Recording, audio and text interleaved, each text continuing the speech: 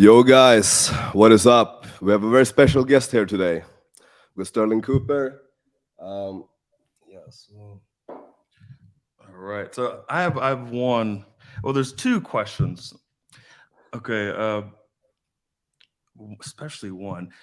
So after being in the adult industry and spending a lot of time with these type of girls, do you prefer to date these type of girls, date or maybe potentially marry one day? I don't know exactly your philosophy on that. Or would you go, you know what? Fuck this. I want to go with like a low lay count, very modest girl because that's something that a lot of questions we get, right? Because we have a lot of different types of women. Some girls a little bit more, more open. more open, Yeah, open-minded, and those girls are cool too. But when it comes down to dating and maybe something that's even casual, but a girl that I see quite often in potential like marriage material, if I ever go down that route, I'm going with like that typical very good girl from a very good family, like very healthy, low lay count. Like that's the girl I spend my most time with, who I want to have something in the future. So I'm curious, from your perspective, like what is your opinion on this?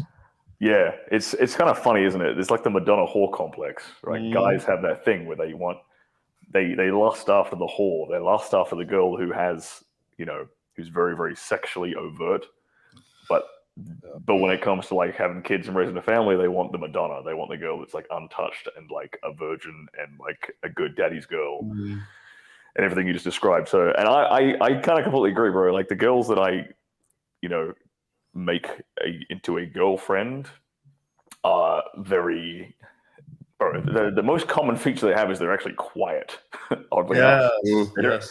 they don't really talk very much. They're very respectful, especially if I bring them Mhm. around my friends. They're very quiet. They sit there. They'll chat with the other girls, or they'll just sit there and chill. Uh, they're not slutty and like not. They don't put their body out on the internet, on their Right. Instagram, or they don't dress slutty. Around me even, and they have a good relationship with their father. They maybe come from a slightly religious background, at Hmm. least they tend to have some religion. Yes. Yeah, that's kind of girls that I put into the girlfriend category, and then the ones that but don't get me wrong, I can't let it go, man. I still enjoy girls who are Yeah. Yeah, like that. that's the dilemma, but Mm. that is the dilemma because those girls like they bring something else. Like there's You know what it is? It's this you with that good wholesome girl. You just don't want to fuck her the way you fuck the other girls. yes, Yeah, that's actually fucking yeah, true. You like know, it's Yeah. almost like it's kind of like this. They're kind of too good for themselves because Mhm. unfortunately, that good nice girl, she ain't getting the best sex out of you because she's yeah, getting like you're kind of holding back a little bit in Oh, terms of bro, like how yeah. overpowering and bro, maybe dominant you're going to be. that is so. I've been thinking about this Mm. quite a bit lately. I feel in a way like I Uh, kind of lose sexual attraction a bit. there, It's because my thing is like the girls I'm seeing the most right now. So let's say the number one girl I'm seeing the most is exactly what you explained, like religious background. The father was this masculine figure who was taking care of the family, very quiet, very respectful. And you're around your friends, they're very quiet and polite and they don't talk, right? But when it comes to sex, I'm not pulling out all my toys, like my Yeah, chain, my handcuffs, and it's just I go, fuck, I caught myself. I'm like, I haven't hit her with a paddle. I haven't done all these things. mm. And I'm like, fuck, I gotta do this, I'm pulling out shit. And it's like it doesn't feel the yeah, same, doesn't feel the same. That's bro. I resonate with that so much. But then It you doesn't. get that maybe the girl who's like a party girl, Yeah, then you dresses get a bit more slutty, and it's like All out. straight away. and Yeah, yeah, it's all like out. and with these girls, I have a more of like a daddy, protective, caring sort of vibe with these girls. They're very quiet and soft and feminine, and they want you to lead completely. So you kind of take on that role far more. So it's kind of hard to like have that. I'm more protective and caring father figure almost, right? Yeah, And then also, handcuff them and fucking get wild. Yeah. You know what? This dilemma is like the male equivalent. For women, the equivalent is them wanting a guy who's like not only like sexually attractive to them and exciting, but also to provide a protector figure. Right. Yeah. That's the dichotomy that women have to kind of deal with. Like that's the whatever the complex would be for that, and then guys get this Madonna whore thing. So both sexes kind of have this. Like we're trying to appease two sides of ourselves at the same time. Yeah. So for women, they tend to have at least like maybe one of both that they're seeing like maybe at the same time. And I feel like I tend to want to do the same thing. So even if I'm seeing girls casually, I tend to have one of these like good girls at least. And also you have the party girls on the side. So you get the best of both worlds, exactly like they do. Yep, bingo. That is like an honest, like that's truth. That's real honest. What you just said there, because that's all the guys that I know who are kind of like we would consider like playboys or whatever, who kind of live a very free lifestyle when it comes to their dating life. They all do the exact same thing, and no one wants to talk about it. No one wants to be honest about this. But that is the way that the vast majority of men who have options with women behave.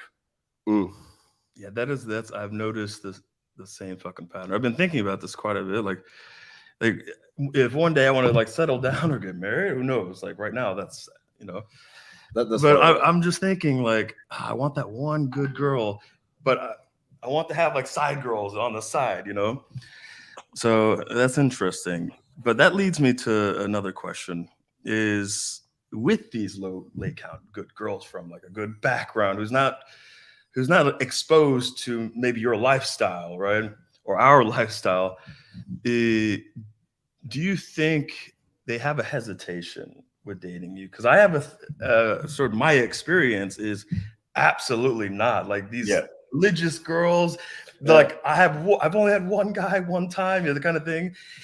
They are the opposite. Actually, these are the girls. They're most eager. They're actually more open and okay with me having so many women in my past, but also having side girls currently. It's kind of was shocking for me a little bit. It's those sort of good girls. Your capture card. Yeah. Yeah, that's what he was talking about. So right before we started the stream, he was like, yeah, guys, I'm testing out this new capture card. So if it glitches out and I drop from the studio, I'm gonna reconnect. So yeah, we'll just wait for that a bit. So if you guys have any questions, just drop them in the chat. Drop it in the chat. So we do have. This is going to be epic. Fuck yes. Haha, the face app on the face. Yeah, I mean, a little bit, bro. That's what face app is for. That's what it's for. But we look a little. Yeah. Like I mean, that's not even face app. That's like some AI generated creepy shit. I don't know. I think we're gonna change that at some point. But I kind of like, it looks like a fucking mug photo where it's like, paint a picture of who did this. What do you call it? I have no. I don't know. All right, he's back. Yeah. All right, there we go. Okay. All right, it's back. There we go. Still looking for us. I take camera on the laptop, unfortunately, guys. I don't look as handsome on this one. Yeah. So what were we saying? Yeah, do you remember? Yeah, your experience with your background and like how do like the good girls react? Bro, it's exactly the same as what you said, man. Like they don't care. They do not care. Yeah, man. I've like, I don't want to sort of give away too many details. Reveal particular ladies' backgrounds and stuff. Dox anyone. But I've had, like in my past few girlfriends in the last few years, I've had like a Muslim girl who's had like I'm number 2 on your entire body count, like quite religious. I've had a girl like a pastor's daughter, like does Sunday school, like body count like in like under 5 easily. Like it's just and people like, and they know that what my previous career was, and they know before hooking up with me, and they genuinely don't care. And this blows most men's minds. Like, I get, for some reason, get a ton of hate, particularly from like Christian men. They didn't disagree with like my lifestyle or whatever, and fine, good for them. But they really can't comprehend what we just talked about. They really think that because you had because this guy had a promiscuous past, no good woman is going to want him.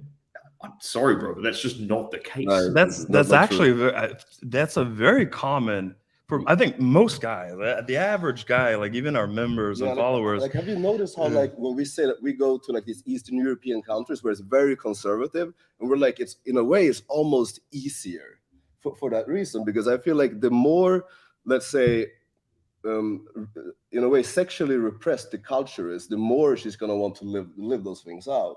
Like, the more eager she's gonna be to actually like go for that. Yeah, exactly. And like you know, he talked about I have a couple Muslim girls as well. Like those have like the best girls. You know, they come from like, you know, praying 5 times a day kind of girls.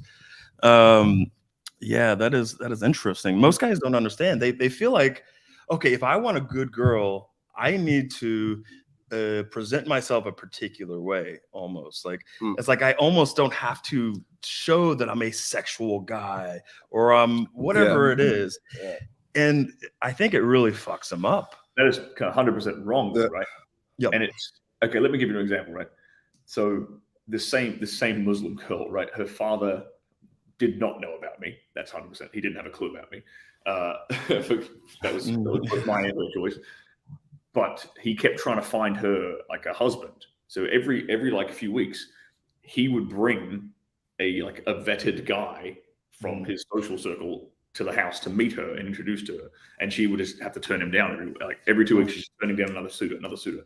On paper, these guys are perfect. Like, they're ticking all the boxes on paper, but the one thing they're not doing for her is they're not exciting her. They're not getting her. They're not starting with what you guys would teach. Like, they're not starting with attraction. They're starting with like provider, protector, husband material. They're not starting with being a sexual being. With gets her excited and aroused in the first place. And that's fundamentally where basically every guy goes wrong, I think, because they start. I mean, that's like one of the main thing that we tell guys, like, hey, if you want to deal with, let's say, more conservative girls, you need to get that shit out of the head immediately that she's conservative, and you can't fall into that frame of treating her that way. You need to treat her as if she's any girl from any Western country and she's completely open, and then she's gonna fall into that.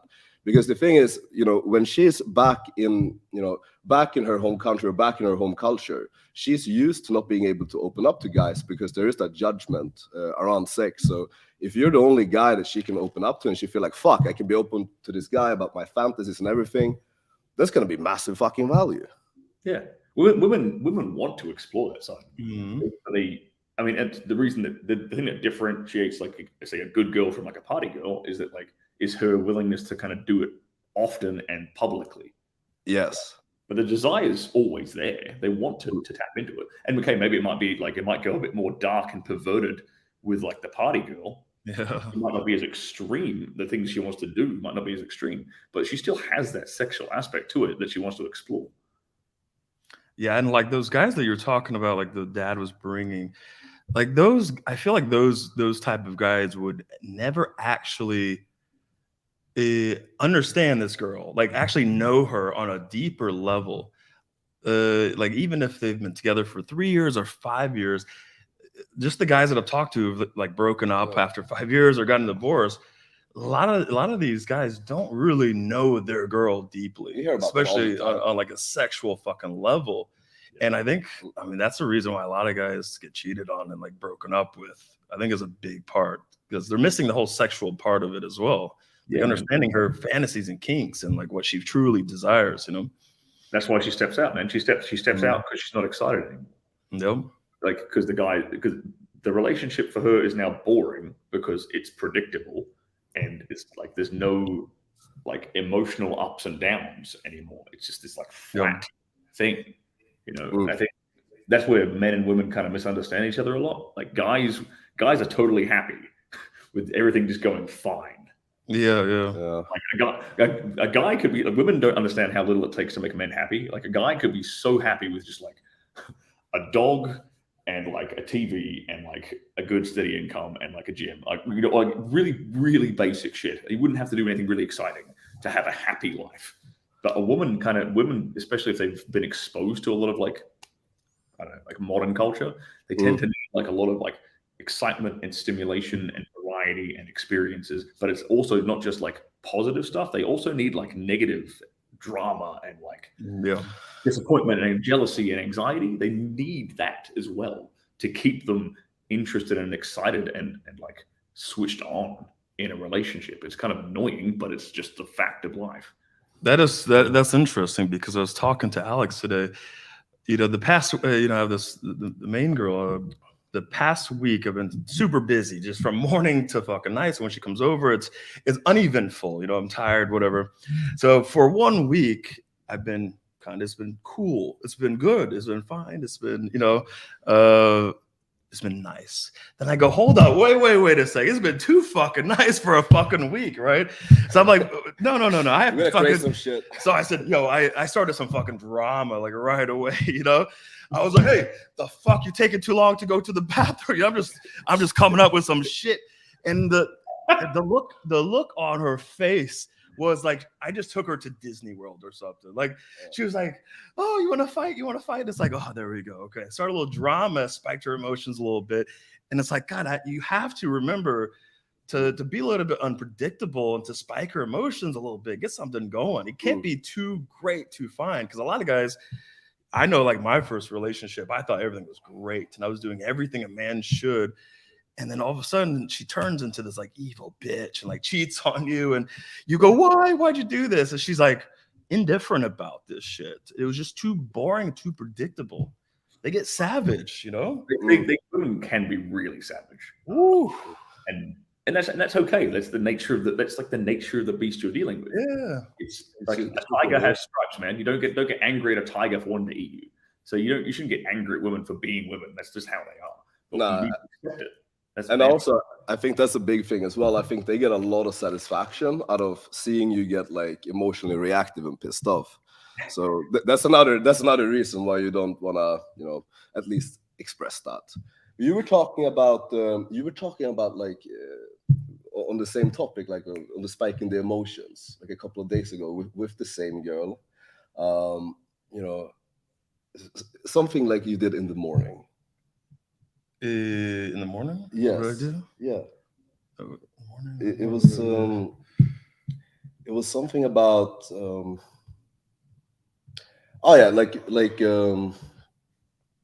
being kind of cold.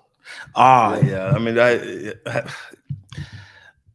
mean, she got, this was another time she gets too comfortable. You get so busy, you get so fucking busy that you just forget sometimes, like, hey, this is going too good and too chill.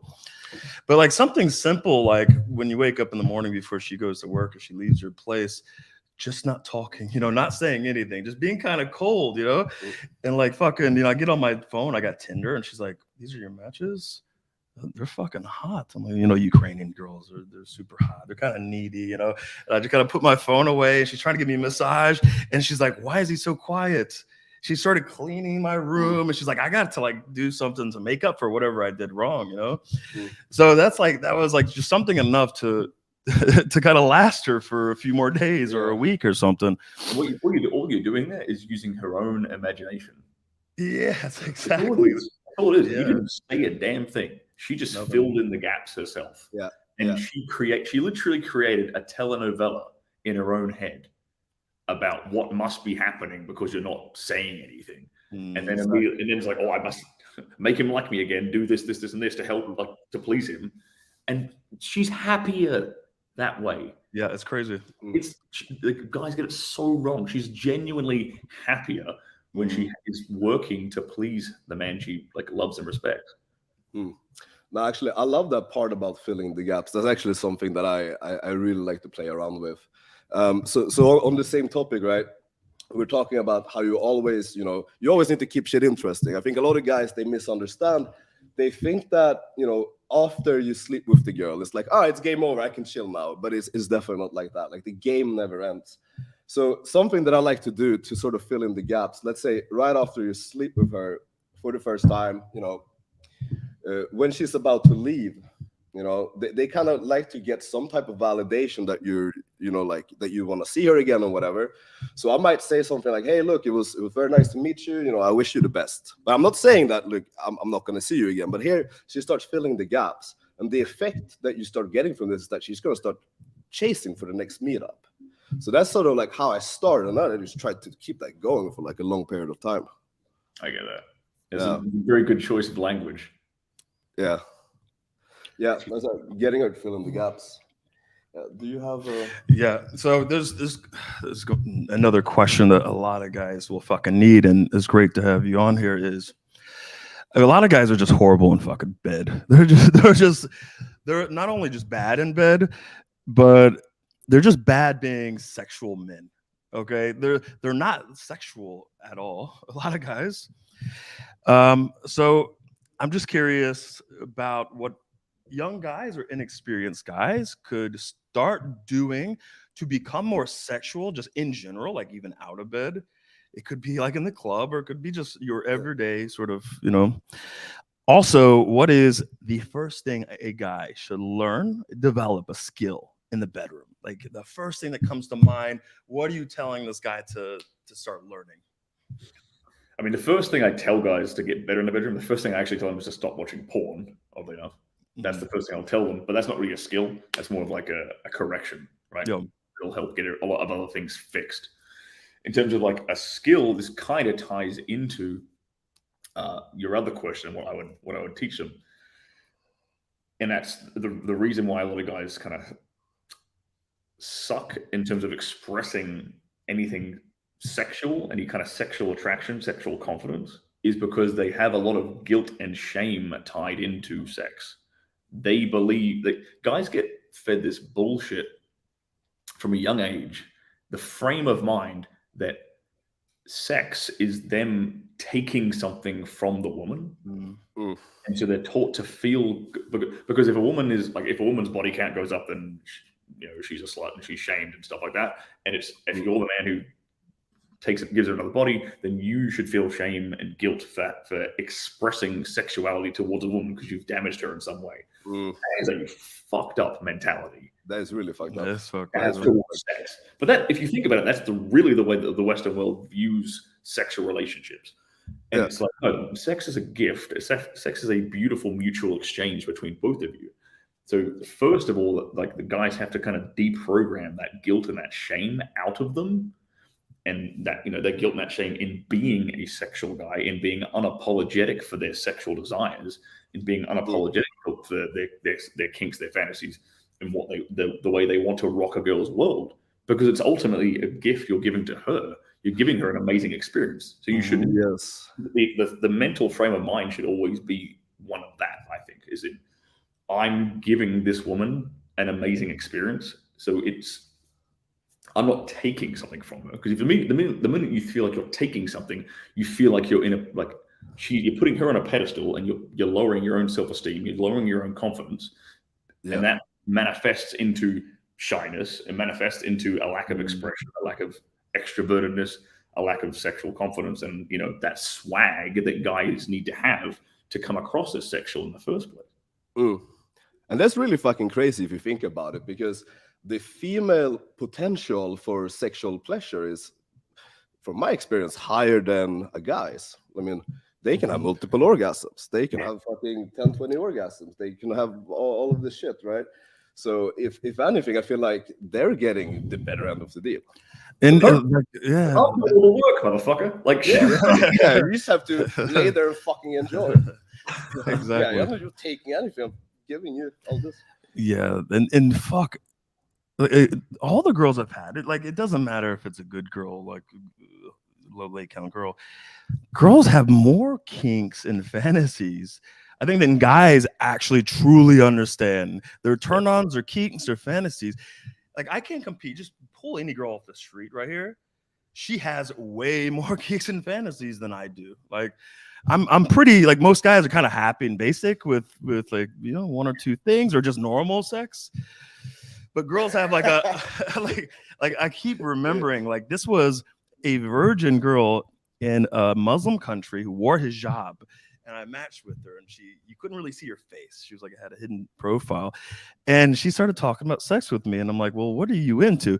This girl literally had a list of 40 things that she was going to be into when she lost her virginity. It's like, this is crazy. It doesn't matter where you go and what circumstance. These girls have a list.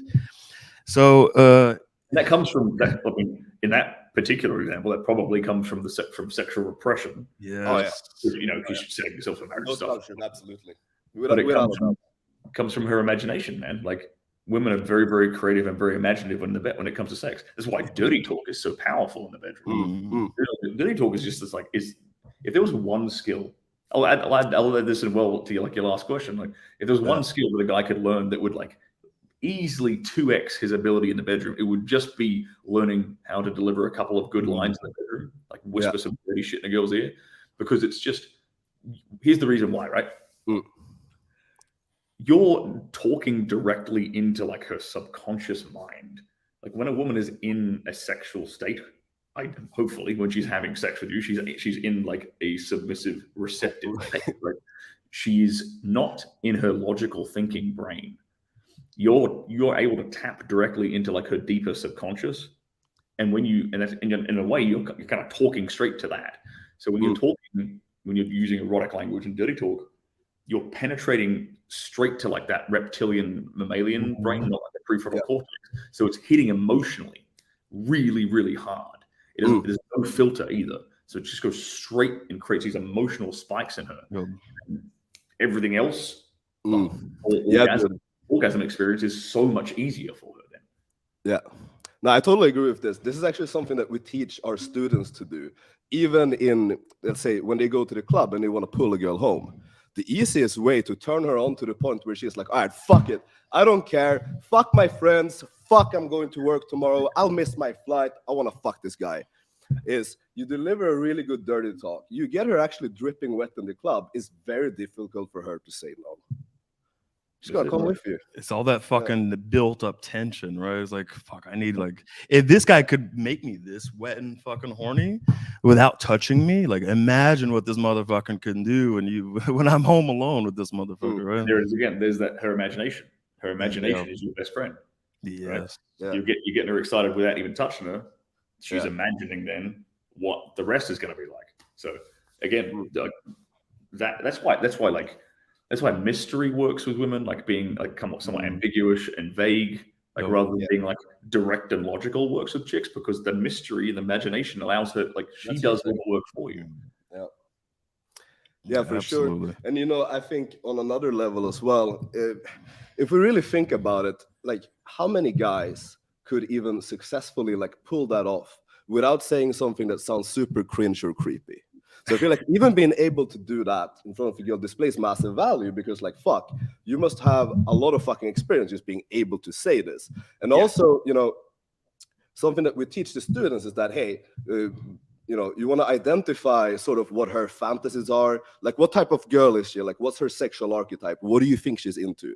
So you want to figure out those things actually before you start the dirty talk, because if you have like a girl who is like super bratty and likes to be punished and that stuff, and you start talking about like, hey, I'm gonna take you home, I'm gonna lay you down, I'm gonna start kissing up your thighs, maybe she's gonna be like, all right, this guy's a fucking pussy, like I don't want this. So it's gonna be uncalibrated. So it comes down to reading the girl's psychology, like what type of girl is she, and then you pick like a dirty talk angle that's gonna be like perfectly fucking tailored, suited for her. If you manage to get that match right, done deal, without a doubt. And I think that's what Sterling was talking about. Like it's sharing that experience, but giving her an amazing fucking time and experience, kind of finding like what she's into and everything. And I'm actually curious, like, what is your favorite type of girl? Like your favorite archetype? Like what are you into the most? Well, I don't even know if I have an archetype at this point. I can find something beautiful in every woman. And so I'm not into like, I'm not like a Latina guy or like a Ukrainian Polish chick guy or like an Asian chicks or like fat asses or big titties. Although I'm quite partial to big titties, I'm going to be honest. So if there's anything, it's that, like big titties and blue eyes. But it's still like, man, there's no like real like archetype that I go for, because I kind of like variety. Yeah, right. So for me, it's like I just want to. We have this thing in Australia, like a chocolate box called a Whitman sampler, It's got like all the different. I'm kind of like that. I want like a sample of everything.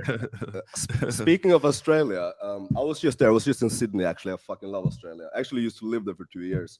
So one of the archetypes that you will see much more commonly in Australia, especially like northern Sydney, is going to be like the more bratty archetype. Like, you know, like the entitled that likes being put in her place. Yep. Is that something you experience too? Yeah, but you get all of that in LA too, bro. You get yeah. like kind of anywhere. Actually, kind of anywhere that you have like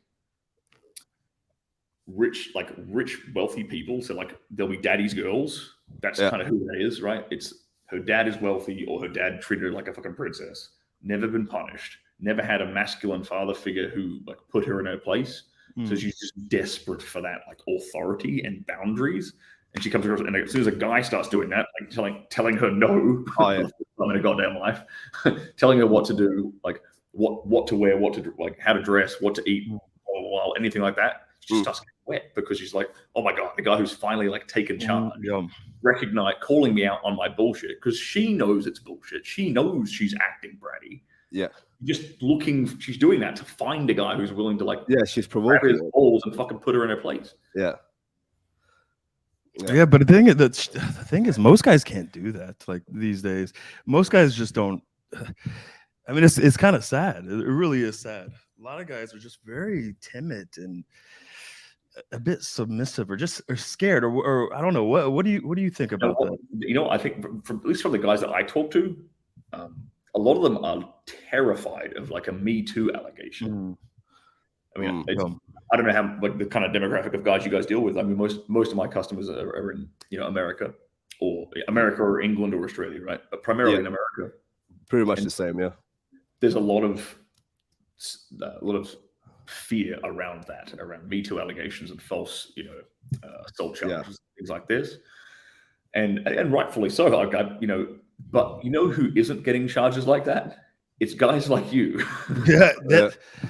Ironically enough, like the guys who have the balls to do it, the guys who have the ball, who are calibrated and can express themselves in that way that women understand, that women recognize as, oh, this guy knows what the fuck he's talking about.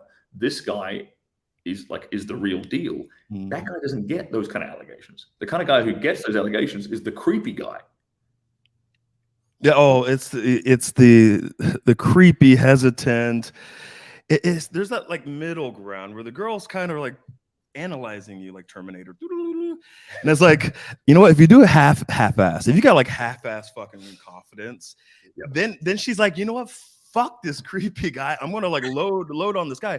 But if you come in and she's like, his frame is way too strong. This is who he is. He's genuinely this fucking super confident, assertive, dominant guy, high value, blah, blah, blah. Girls just accept that, right? There's no like, he's not creepy. He's fucking, this is who he is. He's a fucking boss, right? It's those guys who are like too hesitant, who don't have that assertiveness and confidence. They get pummeled by women because they sense that, they see it in the body language. They're like, all right, I'm gonna test this motherfucker. Test, fail. They double down and they fucking destroy them, embarrass them, and it just looks like shit. You know what? It's exactly the same in the bedroom too. When if a guy wants to let's say a guy wants to try out something new and kinky, right? If he like half steps, if he doesn't do it with full confidence and full belief in himself, she is going to feel unsafe. She is not going to want to do it, because if he's leading her through the experience, like let's just say it's like a rope bondage, just as an example, right? He wants to tie her up. If he is like nervous and anxious and like hesitant about doing it, she ain't gonna want to do that. She's like, this guy's gonna hurt me in some way, like because it creates that fear, right? The actual thing that actually creates the fear in women in those sort of sexual contexts, it isn't like the dominance and kind of like the aggressive stuff and the passionate stuff. It's really the uncertainty that makes her feel unsafe, because it kind of demonstrates, like you said, it demonstrates like a lack of confidence, a lack of strength, a lack of competence, a lack of options with other women. It demonstrates all these really negative traits. And so she kind of regrets her sexual choice in that particular circumstance. Yeah. Regrets. That's actually a lot of feedback that I've gotten from women, is regret. That's one of the worst worst things that they go through is regret, and like, especially when it comes to like one night stand. A lot of girls are like, fuck, I don't do one night stands anymore. I mean, usually when you ask them, you dig a little deeper, it's, I've had some guys who are shit. They're so bad in bed. It was not fucking worth it, right? It's not worth it at all. So like regret is that's really bad. Yeah, it's actually funny you say that. I was out night gaming yesterday. Night game is like, you go to the club, you try to get a girl. So basically I started talking to her, get her to open up about sex and everything. And she tells me that, all right, so I've been with 2 guys before. First one was a 6-year relationship, which sucked. Like 0 orgasms. He had no fucking idea. Like she hated it. And then she's like, all right, well, fuck it. I'm going to try this casual sex thing. Then she meets an Italian guy in the club. Same thing again. He just essentially comes and kicks her out. And since then, she hasn't done anything. And it's because of that regret. And understandably so. Like I would probably also be a little bit fucking hesitant about doing it again if that was my only experience. Yeah, that's rough, man. That's really shitty. Imagine like what would the male equivalent of that be? It'd be like sleeping with 2 girls and they both gave you like toothy blowjobs or something, or like unenthusiastic hand jobs. That's all they gave. It's kind of like it's kind of like you give them the best oral of their life. They have a bunch of orgasms and they leave you with blue balls. I think the equivalent is worse than that. I think it's you pull a girl and all of a sudden she takes off 6 layers of really tight clothes and she's 200 pounds heavier. And you're like, oh, fuck. I think that's like, I think you somehow got catfish even though you saw her in the club. Like, I don't know. She took a mask off and she's like 300 pounds. I think that's the equivalent, actually. Okay, that makes sense. Yeah. So I have one more question, and there's a lot of questions. Yeah, it seems chat's blowing up. And I have this question because there are certain guys, members, that they really don't want to learn to be more assertive or to be more dominant in or out of the bedroom. They don't want to be more masculine. They don't want to be more bold and lead. All these traits, a lot of things that you talk about in your videos. And they're like, my personality, I'm just a soft guy. I'm just timid. That's not me. It's not me. It's not who I am. So I'm not going to develop this. I'm not going to, try to become more masculine and more dominant. And I'm rather try to find that role with girls where I'm the submissive one and everything. And just my experience with women, yes, there are some women that are like, I like to tie guys up and everything, but that is such a little low percentage. And even those girls that we meet that are like, I'm a dominatrix. It's like, no, these girls are submissive to us. Okay. You know what I mean? Like these girls are submissive to us. I've dated girls who are dominatrixes. Exact same thing. Yeah. So what would you say to these guys? Because sometimes it's very difficult to get in their fucking head and motivate them and convince them. Maybe you could be dominant and masculine and you could be in better positions with women because all women want a dominant man, blah, blah, blah. So like, what would your wisdom be or advice to kind of motivate these kind of guys? Yeah, I think the thing that's stopping them from, I think the thing that's making them identify that way is a lack of positive feedback. Because you guys have obviously had a lot of positive feedback, right? If you act a certain way, if you act more passionate, more dominant sexually towards a woman, lo and behold, surprise, surprise, she has an amazing time. She has a giant smile on her face. She's orgasming again and again. She wants to see you again. She's addicted to you now. Like you have all this positive feedback from acting that way. And these guys have never had that kind of positive interaction before. So you need to kind of show them the light. You need to show them like, oh, look, like I've done this to a couple of friends of mine before. Like we actually, this was last year. We're having a party for my birthday in Colombia of all places. And there was like a couple of girls running around the party who I'm making out with or whatever. And like in the middle of the party in front of one of my friends who'd never seen this before, never done it before, I just start choking this girl and making out with her. And then like I break it off and he's sort of standing here adjacent to it. And he sees just like her face light up and smile.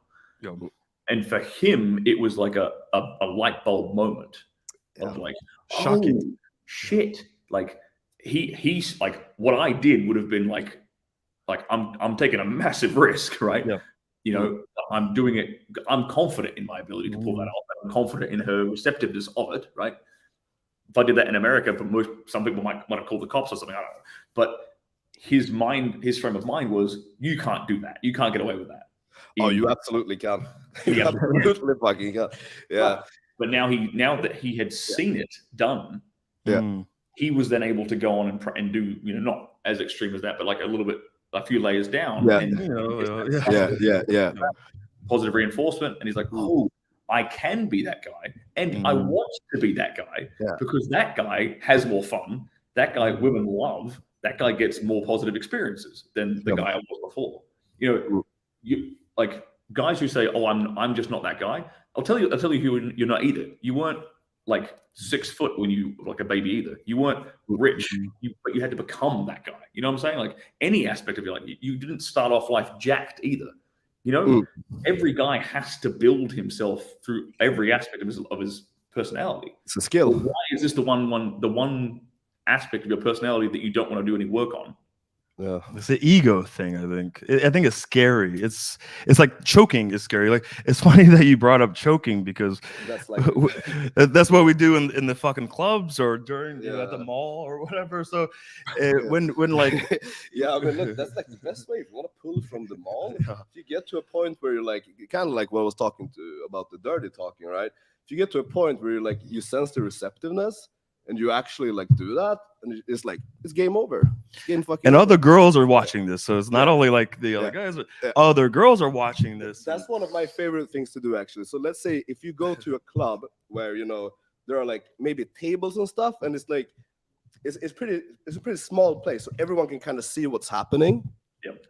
I like to find one girl that I think is gonna be receptive. All right, go up, run some games, spike some emotions, you know, get her attracted and shit.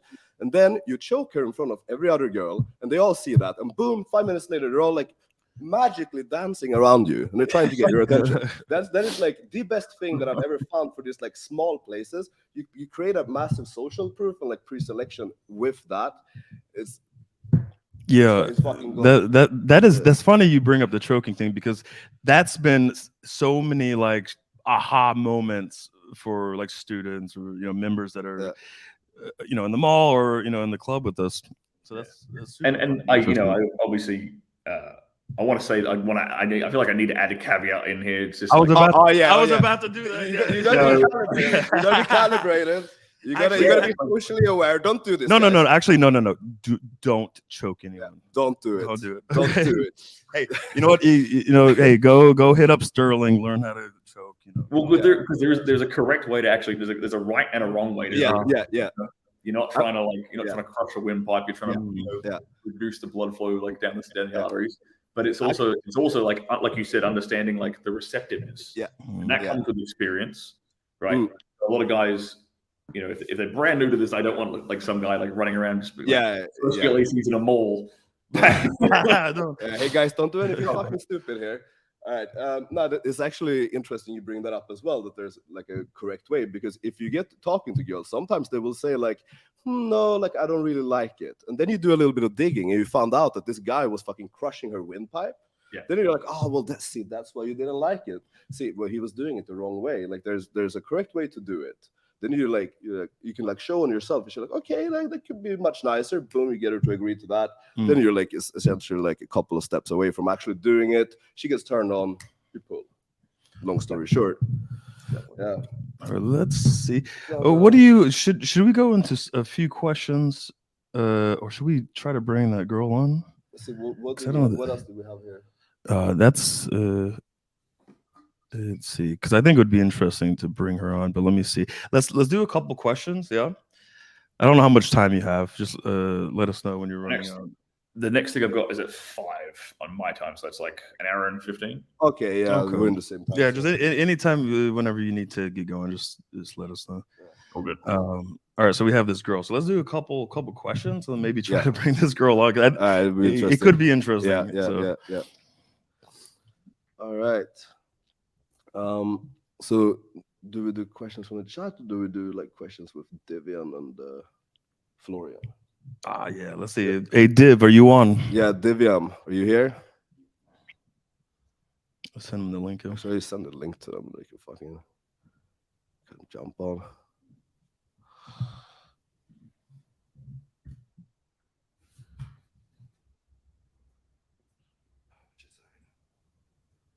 Yeah.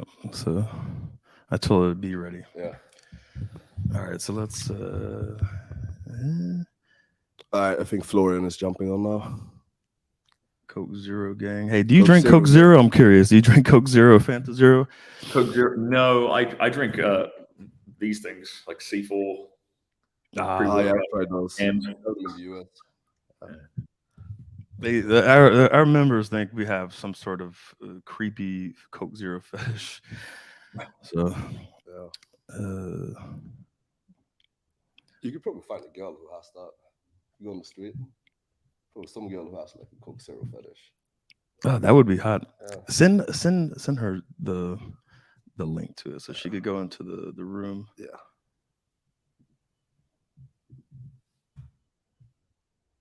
All right.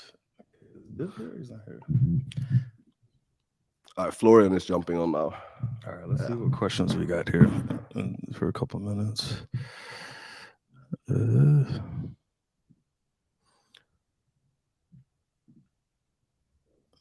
Here's a good one. So yeah, I sometimes struggle with making some women come. What are? There we go. Yeah. Yeah, there we go. Some of the best investors. So it's a very, very broad question. So like, yeah. It really depends. It's a bad answer, but it depends, right? Depends how you're trying to make them come. Are you trying to make them come through penetration, or are you trying to make them come through oral, like through cunnilingus, oral sex, right? I mean, to give a kind of overarching top-down like strategy that tends to work basically for every chick. Yep. Tease an orgasm out of her, and this can be done in multiple ways, right? So let's say like for cunnilingus, for example, you can tease an orgasm out of a woman by starting off extremely, extremely softly and slowly, and then very, very patiently building that intensity up, right? To the point where she really can't control herself anymore. Because the mistake a lot of guys will make with, say, like going down on a girl is they'll come in like 1,000,000 miles an hour. Mm-hmm. And that's if you think about it from like your perspective as a guy, that's kind of like a girl like immediately going like jackhammer on your dick like instantly with no lube. It's like too much, right? Horrible. You'd much rather her like build you up. So the same principle applies for like her clitoris, basically. Now with like penetrative stuff, again, teasing an orgasm out of her is typically way, way easier than anything else. So how do you do that with penetration? Well, you do that through denying her your penis. You do that through, and this applies a bit of dirty talk too. You do that through making her beg for it by only giving her the tip to start with and making her beg for the rest of it, right? Give it by telling her she's not allowed to orgasm until you tell her to orgasm or until she asks for permission, right? You're putting in all these kind of like dominant frames while you're having sex, which actually make the orgasm way easier because it taps into that like subconscious part of her brain. So as long as you're kind of like keeping a consistent rhythm, you don't really have to do anything super technical, like physically, if you can like command the mind strongly enough. So I would say that's probably the simplest thing, and it'll help your confidence the most as well, is learning to tease a woman through that with your language and with your commands. I think that's actually really great. I've tried all of those things, and I think they're actually really fucking good. What I really like about the making her beg and the teasing and stuff, and telling her that she's not allowed to come, is that it removes the pressure from her mind. Because a lot of girls, they feel pressure that they need to come, and that's actually like what stops them from doing it. So this is actually a really good workaround. Totally, absolutely, yeah. I couldn't agree more. It's kind of a paradox, right? By denying her the orgasm, you give her the freedom to have one. You take away the pressure that she feels around anyone. Yeah, it's just backwards logic, but it works. Yeah, dude, I love that shit. Like, I actually love to start that kind of dynamic or like role play, whatever you want to call it. I like to start it even in the club. So let's say, for example, you go in, you build attraction, blah, blah, blah. You have her up against the wall. Maybe you're choking her. and then you tell her you tell her something like, you're not gonna fucking get anything. Like, you know, when you yeah, you essentially go into that entire thing like already in the club. You start teasing her, and then maybe you just like walk away from her. You just disengage completely. You completely leave the interaction. This girl, she's not going to be used to guys just like fucking leaving in the middle of it, especially when it's like built up to that point with the sexual tension shit. She's going to be like, fuck, I got to find this guy. So she's going to stalk you down in the club. Then you do the same thing again until she essentially pulls. She's just like, let's get the fuck out of here. Like, all right, let's go. Fuck, you know, I'm actually gonna do that, but I'm gonna name drop Stirling. I'm gonna be like, you know, Stirling Cooper. You know, hey, look, I know Stirling Cooper. If you want some Stirling Cooper dick, I don't know. You know, I'm gonna just name drop the Stirling Cooper and, you know, tease him with that. All right, fuck, let's get Julia on here. Actually, yeah. All right, I don't know if she's ready. Hey, Julia, what's up? Oh, hello. Thank you How are for you? inviting me.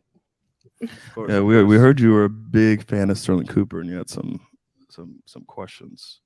Yes, I am. I actually have I have many questions, but like we don't have time for that many questions. So like my questions that I have are they are in regard to dating like high value men, and like more specifically high value men who are like Andrew Tate kind of guys, because I know that this is because apparently this is the type of man I am attracted to for some reason. And so I need okay, so It's not just you, my dear. Yeah. Lots of women are attracted to that kind of man. yeah. Okay, so like my question is, what is like the qualification process? Because those Andrew Tate kind of guys, they all kind of have the same like pattern that they are looking for in a girl. Yeah. And like so like you know the pattern, you basically know how to interact with each and every one of them. So you want me can to give you the cheat codes to becoming their boyfriend? That's what she please wants. give me the cheat code. Yeah, that's what I want. Yeah. All right, good. It's a good question. It's an intelligent question from a lady, so I respect that. What I'm gonna tell you is what the patterns that I notice in their girlfriends. Let's say that, like the women that they take seriously, the women that they consider their girlfriends, not just for like the guys that I know, but the guys that are adjacent to them as well. So let's just start reeling off some qualities. They dress very nicely. They always present themselves in a classy, beautiful way. So their makeup's on point, their style and their dress sense is on point. They're very respectful, and they're very well behaved in high class social situations. So they would never embarrass him. Any of these men, you know what I'm saying? They're typically very quiet at social events when there are other men around. They will, and then they will, if they want to, you know, engage socially, they'll engage with the other guys' girlfriends and stuff, and they'll socialize that way rather than let the guys socialize together by themselves. They'll let him take the lead and decide where they're going, what they're doing. You know, when it comes to dates, when it comes to social events, when it comes to like every aspect of the life, she defers to him. When it comes to like the bedroom and sexuality, she isn't withholding things from him, if that makes sense. She's not prudish. She is willing to explore and open to experiment and try new things to please him. She basically, her primary desire in the bedroom is to please him fundamentally. And in a lot of circumstances that involves, you know, other women coming into the bedroom and her not being jealous of that and not causing drama over that, but even better, facilitating that and helping, you know, being the wing girl or helping facilitate bringing in other women for some fun that they can enjoy together. What else? Very typically a good Christian, actually a Christian background, like a religious Christian background, good relationship with their father. Yeah, that's a lot of the stuff that just off the top of my head I'm reeling off. Yeah. Impossible to achieve or possible to achieve, Julia? Did she freeze out? Oh, she fucked. She left. Hey, she's going to look And then for a she- guy yeah, already. she's in the mall. She's looking for a guy in the mall. She's gonna go. She's gonna go day Yeah. game. Okay. All right, Julie, did you hear that? What did I hear? Did you hear what he said? I mean, I think not the last part, no, but like, thank you. Like, you were very like, you gave me a lot of information, like a lot of information that I already like kind of like knew.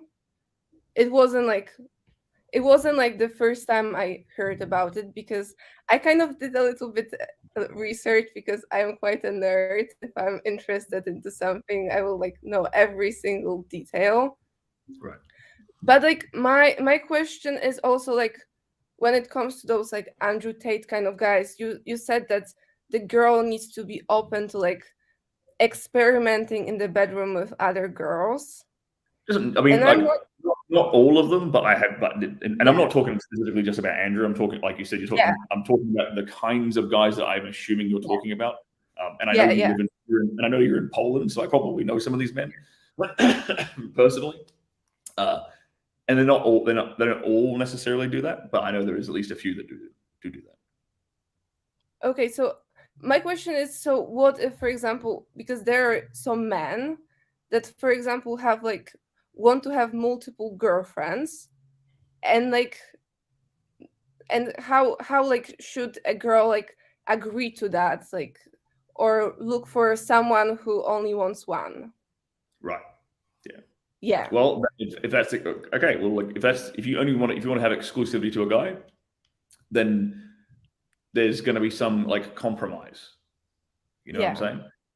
Like, a guy can only demand all of the things that I just listed off if he himself is worthy of that. If he's the kind of guy who's, you know, not only like he stimulates you intellectually, he can protect you, he can provide for you, he's well connected, he's got an amazing network, he's got influence and power, he's sexually attractive to you, you know, he can stimulate your emotions, stimulate in the bedroom. Okay, he's ticking all these boxes, so he's demanding a lot more, right? So the vice versa is exactly the same, right?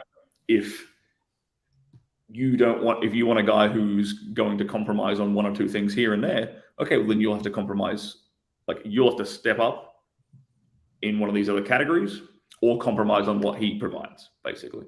It's really a case of like, yeah, because not all guys want multiple girlfriends. I mean, like I That's do, true. but Yeah.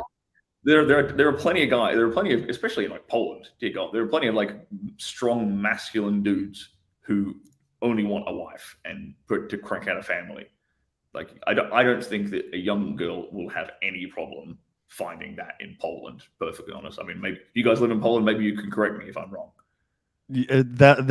Most guys actually want that here. There's only like a very. I mean, I think it's only a few of the Andrew Tate guys that she's talking about. Who there's a few guys. There's only a few guys, but it's the guys that you really want, right? It's the ones that you really want. Do you think there is a correlation there? Maybe? She's going, look, there's like 3 guys who want this. I am almost certain that I know these 3 men you're talking about. Really? Yeah, let's. Actually. After this is done, I'm going to send these guys like some Instagram accounts and they can tell me if I'm right. Okay. Okay. No, but actually, so because now I can't, like, I came to the understanding that if I want to be like with a high value man, I need to agree to the fact that he will like have casual sex with some other girl from time to time. Like, I mean, here's the reality of the situation, right? You don't have to agree to it. But like if I want the bad guy, you might accept. Yeah. You might be such an amazing woman to him that he will happily accept monogamy with you. And if that's the case, fantastic. But understand that he also might present monogamy as an option to you, and then on the side, without you knowing and because he doesn't want to hurt your feelings, he might occasionally see another woman. That is just the reality of the situation, unfortunately. And he's doing it fundamentally to protect you and your feelings and to keep you happy, really. But he's also trying to keep himself happy and not become bitter in the situation that he's in. A lot of men will do that. They'll hide that from their partner. They'll hide that from their woman, like they're seeing another girl, because if they didn't do that, they would start to develop bitterness and resentment in themselves because they feel trapped and kind of caged by monogamy.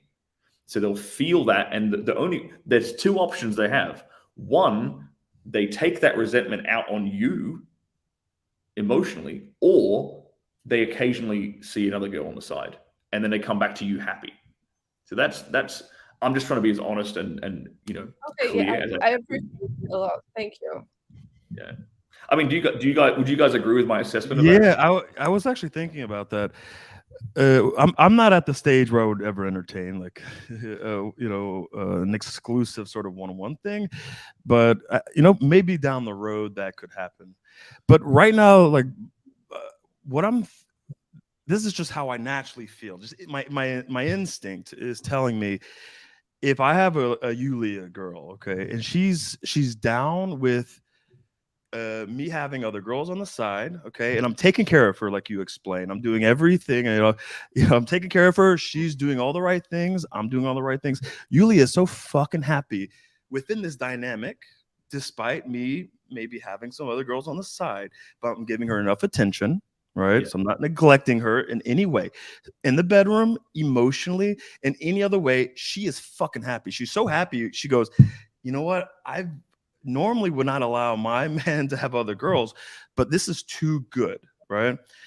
And to me, it's like if she sticks around through this, right? If she's always there for me and she's always consistent, she's always there, I feel like there's going to be maybe a time where I go, you know what, fuck, I'm ready to like get rid of the side bitches and kind of settle down. It's like, well, fuck, Yulia's been there for me this whole time. She's been ride or die. She's been there the whole time, and she hasn't bitched and complained. She hasn't started drama. She's like earned this, I think, over time. So for me, I think it requires for you to be around while I'm, doing my thing, and I'm, young, and I got the side girls. And like when it's time for me to maybe kind of settle down a little bit more, it's like, fucking Yulia's been there, or this girl's been there this whole time. And you know what? She's going to kind of reap the benefits of sticking around for so long and being so loyal throughout. Like, what do you think about that? That's just my sort of. I completely agree with that. Like she's earning her place. She's showing her, like it's such an obvious choice that scenario you just described. It's such an obvious choice for the guy. Like, I'm obviously going to make her my wife and give her my kids. Obviously, yeah. Because she's like you said, she's stuck by me through all this stuff. Didn't create any drama. Didn't make it a problem. Yeah, and I also think that. I also think that girls need to understand that guys who got to that successful position that to work so fucking hard for it. Right. Like there's so much work and fucking emotional fucking bullshit that goes into it. You gotta work hard every fucking day. So just to get to the point where you're able to have the success and fuck all of these girls and just to give it up like that, like really, do you like expect that? Like, you know how much fucking work it went into like develop as a man to that point. Like this is so hard to learn as a guy, like getting good with women or like starting a business, like whatever the fuck you're doing. These are fucking difficult things that took a lot of effort, a lot of time. And you're not just gonna give that up to one girl like that quickly, typically. And that ties into my point I was making before about like that bitterness and resentment, and where guys will feel like trapped and caged by monogamy sometimes, because like Alex just described, like you've busted your ass this whole time, and now you finally get like a little taste of the reward at the end, and then it's immediately taken away from you. Yeah. Right. Because one girl wants to be monogamous, right? Yeah. It's like, son of a bitch. What was the point? You kind of feel jibbed. Like you kind of feel robbed of the prize that you worked so hard for. Not that we do everything for women. We do a whole bunch of reasons, but it's just one of the aspects of being a successful man, right? And another thing that's important, which you did mention before, it's not a one-sided arrangement. Like he is still providing for you and protecting you and giving you a great life. he's still doing his part to be the man in the relationship for you, the man you want, the man you need in your life. So it's not like he's neglecting you. It's not like he's ignoring you. He's still giving you everything you need emotionally, and financially or physically and all this stuff. So there's not neglect going on there. It's just this for certain men, variety is the one thing that a woman cannot give them. Like a single woman cannot give him variety. And I think a large part of it is it's just a biological like urge in men to kind of have, if they have the ability to, to spread that seed a little bit and to have options like that, because it's very, very lopsided. Like the dating space for guys, it's like the dudes at the top get like this massive choice and all the selection, and then every other dude has very, very slim pickings. So, and if you're going after the kinds of guys who have worked really hard, who have this massive level of success in multiple parts of their life, and who genuinely have options, well, you just got to understand the game you're playing. You got to understand what that comes with. Okay, thank you. That was very informative. Like, you're a very wise man. Like, I appreciate like all of your advice, and like to the guys also, like they were like amazing with their advice. So I really appreciate it. So like, but are there any like some of like, because you enumerated many things that a girl should be in order to like keep such guy, but like are there like some other like qualities in a like early stage to get such guy, not like to like be, because as you said, such guys have a lot of like options, so how could be like the best option? Yeah, like how do you stand out, right? That's Yeah. I don't really know how girls do that. Like that's chick game. That's chick game. Yeah, fuck that is. I mean, I think number one, you have to be where those fucking guys are. Like, you're probably not gonna go maybe to the mall unless you fucking run into me or Alex, because we go get coffee there every fucking day. But they're probably not going to be at this mall. They're probably not going to be at certain places. There's not very many of these guys that you want, right? So like the chances of you even running into a Sterling Cooper is very fucking slim to begin with, right? So I would try to figure out, go find some girls who know these guys and talk to them.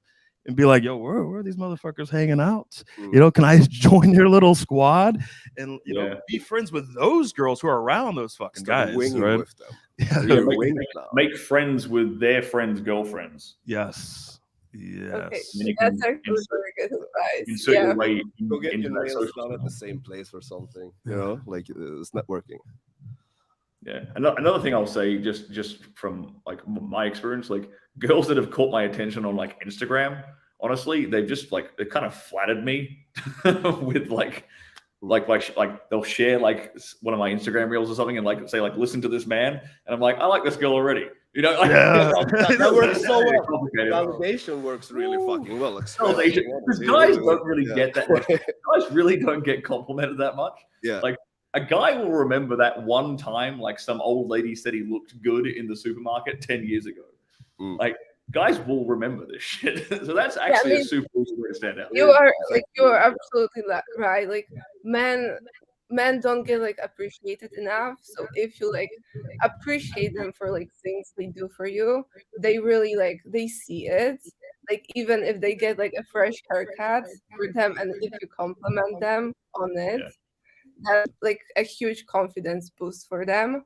Like I always do that for my brother, and he gets so like happy when I like say how great he looks with a haircut.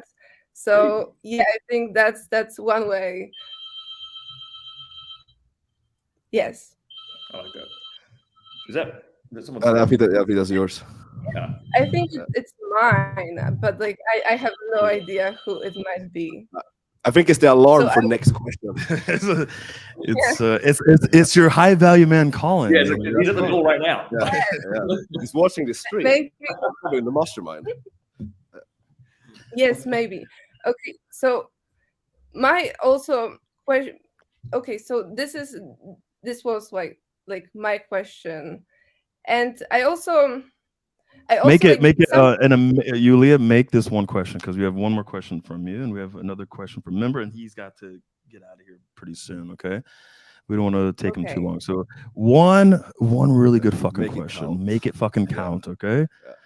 This is the last time you're ever gonna see this man. You better make it count. Unless you share his fucking shit on Instagram. No pressure. Yeah. No pressure, but like, All right, you got this, Yulia. The good question is, take you far. A good question. I mean, yeah. So it's pretty much how to be like irreplaceable for a man. Like you talked about many things, but like it's like how to be like his everything. I don't think you even want to be his everything, because if you were genuinely a man's everything, you would start to lose attraction for him. You would start to lose respect for him because he's got no ambition and drive in life. So you really don't want to be a man's everything. What you want is his appreciation, his undying, constant, unwavering appreciation. So, and the way you get that is by just finding a way to add value to his life and primarily being his peace. Because a man, especially a successful man, his life is like constant stress and battles and challenges and adversity. You need to be the opposite of that. Whenever he's around you, that's one of my favorite things of any of the girls that I turn into a girlfriend is just the peace they give me. It's like an energy. They don't start drama with me. They don't nag, create any problems in my life. They're not asking me to like, hey, can you like change the tire on my car or some shit like that? I mean, if they have a problem, I'll just pay for it, right? But they're not asking me to like use my time, take away my precious time and energy onto something else. Instead, they're just giving me love and affection and peace of mind. And it's really quite easy. I'm gonna be honest, like that. It's so fucking easy. Like you know, I'm thinking about like lately I've been so fucking busy that I don't even want to see most girls right now. You know, I've been too fucking busy. But there's one girl that really got in there somehow, okay, and is exactly what you explained. Like, what does she bring? Like other girls ask, like, why can't I meet you, David? Like, you've been so busy, you've been neglecting me. And I'm like, look, there's one girl, and like, what does she do? She's just quiet and sweet and zero drama, and it's all about peace. Like, she could come over and just exist, and I could look over, and she just looks happy and peaceful. Yeah. And that's it. Like she's not like doing something. Like she's not like, you know, I have a list of things to make David happy. It's really coming down to like, are you causing any drama, any stress? Zero arguments from this girl. None. No drama, no arguments. There is absolute peace. And I can focus on everything else and my other stresses and everything else I'm focusing on. And to me, that is just like you explained, like, fuck, that is that simple. But most women don't understand this. They don't get it. Another thing is, and she's happy just to be around you. Yes. Because that's like all she's doing is smiling, beaming positively. And like I noticed that. Like I noticed when she is just quiet, but I know she's just happy to be around me without saying a word, right? There's just just sub-communicating this, right? And it makes me more happy and you know, calm and like, this is great. I like this girl. So in a way, it's not about what she's bringing, it's about all the bullshit that she's not bringing.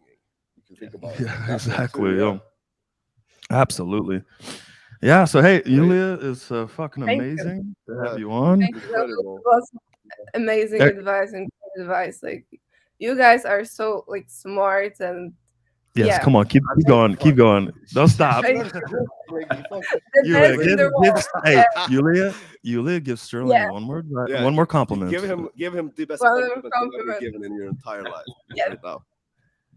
Like very handsome and very confident.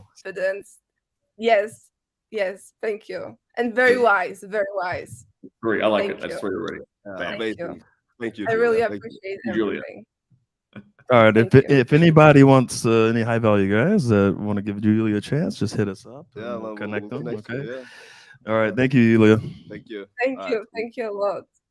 So yeah.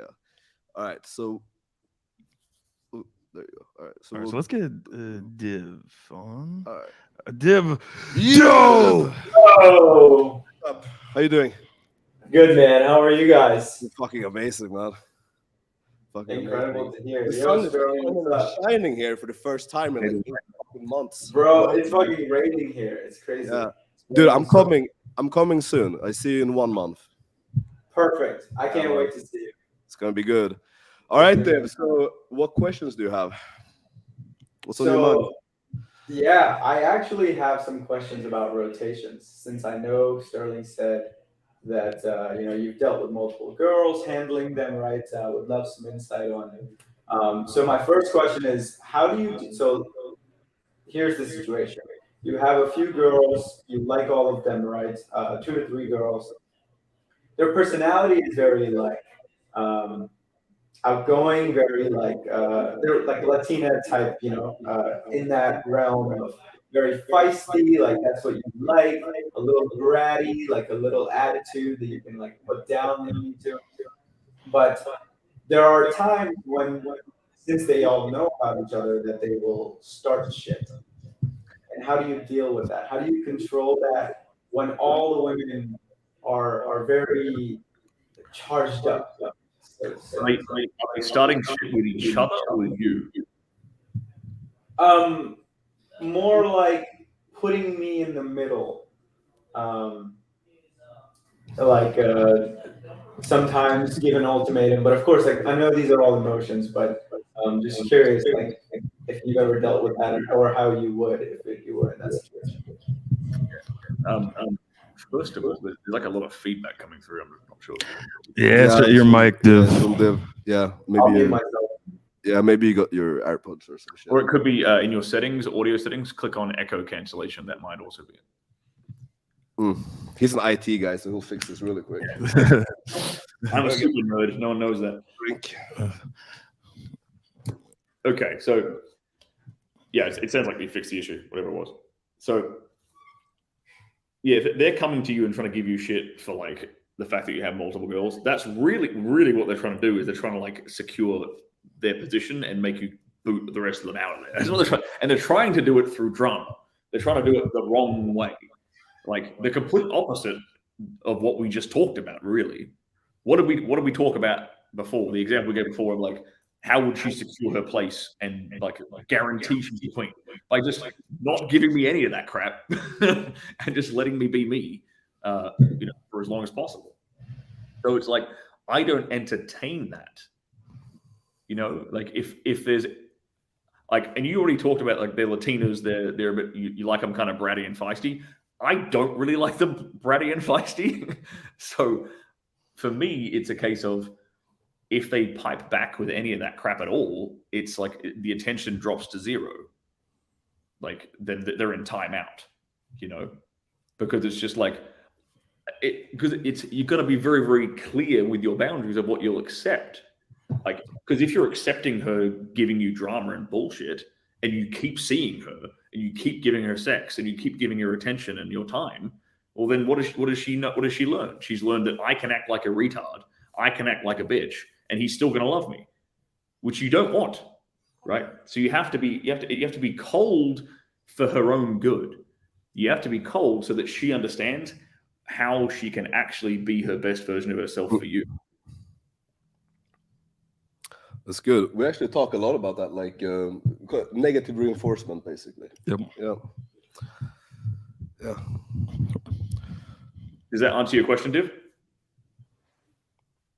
All right, Div has it. Yeah. Mike. All right, Div. You know what? You're supposed to be an IT guy. Yeah. With a big rotation, the biggest rotation of any IT guy, and I'm starting to question this. I think you know what? I think it's a made up rotation. Just so he's not really an IT guy. And it's good that he can't defend himself because his mic's not working. So. I believe rotation more than to be honest at this point. No, I mean Div is good. He's killing it. So. All right, Div. Can you guys hear me now? Jesus Whoa, Christ. whoa. Woo. All right. You know what? We're gonna move on to another guy until you fix your mic. Okay, we'll get you back on. It's just too echoey. Yeah, if you can fix that, because I know you have a lot of good questions. So let's grab Florian. We got Yes, we got. Sterling has a few more minutes. Yeah. Yeah, I know Florian. He's a very high value guy. He's chilling in Dubai right now, I think. So he better, if you can afford Dubai, you can afford a mic. All right. How you doing, bro? Yeah, good. How are you? It's so funny. There's a microphone. Wait, my mic is fucking up right now. So Yeah, it's the AirPods, bro. It's the AirPods. That's Yeah, AirPods because toxically horrible mic. okay, wait 1 sec. What if I? Yeah. All right. So you know what? We have a new rule, guys. If you're gonna come on, you gotta have real mics. Yeah. You gotta buy You know one what? of these. You know what? Actually, I'll buy one. I'll buy you like a. Everyone a gets a mic. free mic. Yeah. Okay. Yeah, bro. The thing is, like, What- we had what- we're in 5 right now. It's fucking most expensive hotel in Dubai, and like we had a lot of shit going on. Like we just checked in the villa, didn't have time to like get the stuff out and stuff. So that's why I was like, oh, I gotta jump in the code. That's why I went on my phone. But It's all good. Yeah, it's all You good. sound really good You now. sound perfect now. Yeah. On point, bro. Yeah. On point. yeah, all good. So nice to meet you, Sterling. Thanks for what you're doing. My question is, so as you talked a lot about like just before you about like how hard it is to become a high value guys and get success, you know, and with girls and business, whatever. And the more you reach the success, the more you get options. And then, as you said, like you don't want to give up this to one girl. But at the same time, I want to ask you, like, first, do you have kids or do you want to have kids? I don't have kids yet. I want to have a giant family. My intention. This is why I'm kind of very I'm not monogamous from the get go. Is that my personal plan is to have like 5 sister wives and 20 kids and move. Yeah. There we go. But yeah. That's my plan, and it's a ridiculous plan, and that's probably why I want to do it. But yeah, I intend to have a giant family. Okay, because me, I just want to have like 1, 2 kids. But I want to see I want to have your point of view in terms of like building a family. In that case, where like the more I'm getting success, the more I don't see myself to be monogamous to one girl. But at the same time, I want to have like the kids to grow up in a healthy like environment, you know, with a mom and dad together, because I know how fucked up it can be when the kids grow up with the 2 parents separately. So yeah, I want to have your viewpoint on that. You know? Yeah, good, very, very good question. I like that question. So you have to be able to think of it this way, right? Imagine if you were, let's just say you were in a completely monogamous, relationship, a classical marriage, right? And there are plenty of examples like this, right, where the husband is a high-powered CEO, or he's a very, very busy business owner. He's constantly traveling. He's constantly out of town, right? That is still a relationship in which the father is around. His time and energy is very scarce because he's bringing in resources for the family. He's not a negligent father. He's still providing for his family constantly. And when he's around them, he's making sure that when he's around his kids, he's making sure that his time is valuable and his time is impactful. I think that a father can be very impactful on a child with less overall like time invested. I think a mother's role is primarily to keep the child alive, so they literally have to be there 24/7 around that, especially a baby. They have to be around them all the time, right? So, but I think a father's job is a father's role is in the early stages to make sure that there's plenty of resources. There's, a roof over the head, running water, food on the table. Like, she ain't worried about any of that. And then once the child kind of hits a certain age, it's the dad's job to really start instilling values, beliefs, and being a good example to that kid of, how to stay healthy, how to work hard, how to build networks and become a valuable person to other people. Like, you start instilling your worldview into that kid. And at what age do you think is the? I think that probably kicks in like around about 3 or 4. Like when they start to because I think there's data around like the development of early childhood. I think it kicks in at like 5-ish, like I've heard statistics around this, like your primary like way of viewing the world tends to get like solidified really early, and that's around, I think it's like between the ages of 5 and 7 or something like that. Don't quote me on that. You should definitely look that up. I've heard similar.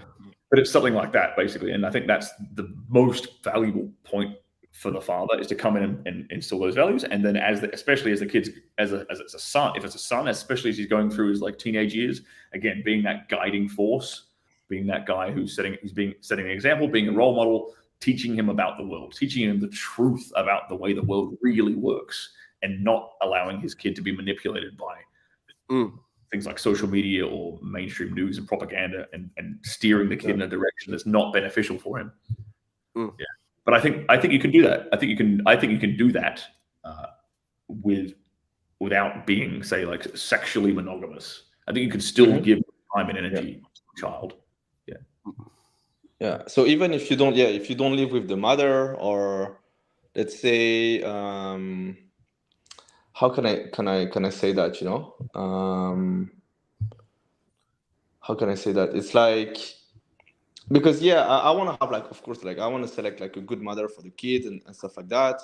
But at the same time, I want to set frames where I don't want to be monogamous. So it needs to be like, how would you go also about like setting the right frames? Well, that starts at the beginning of your relationship with that woman.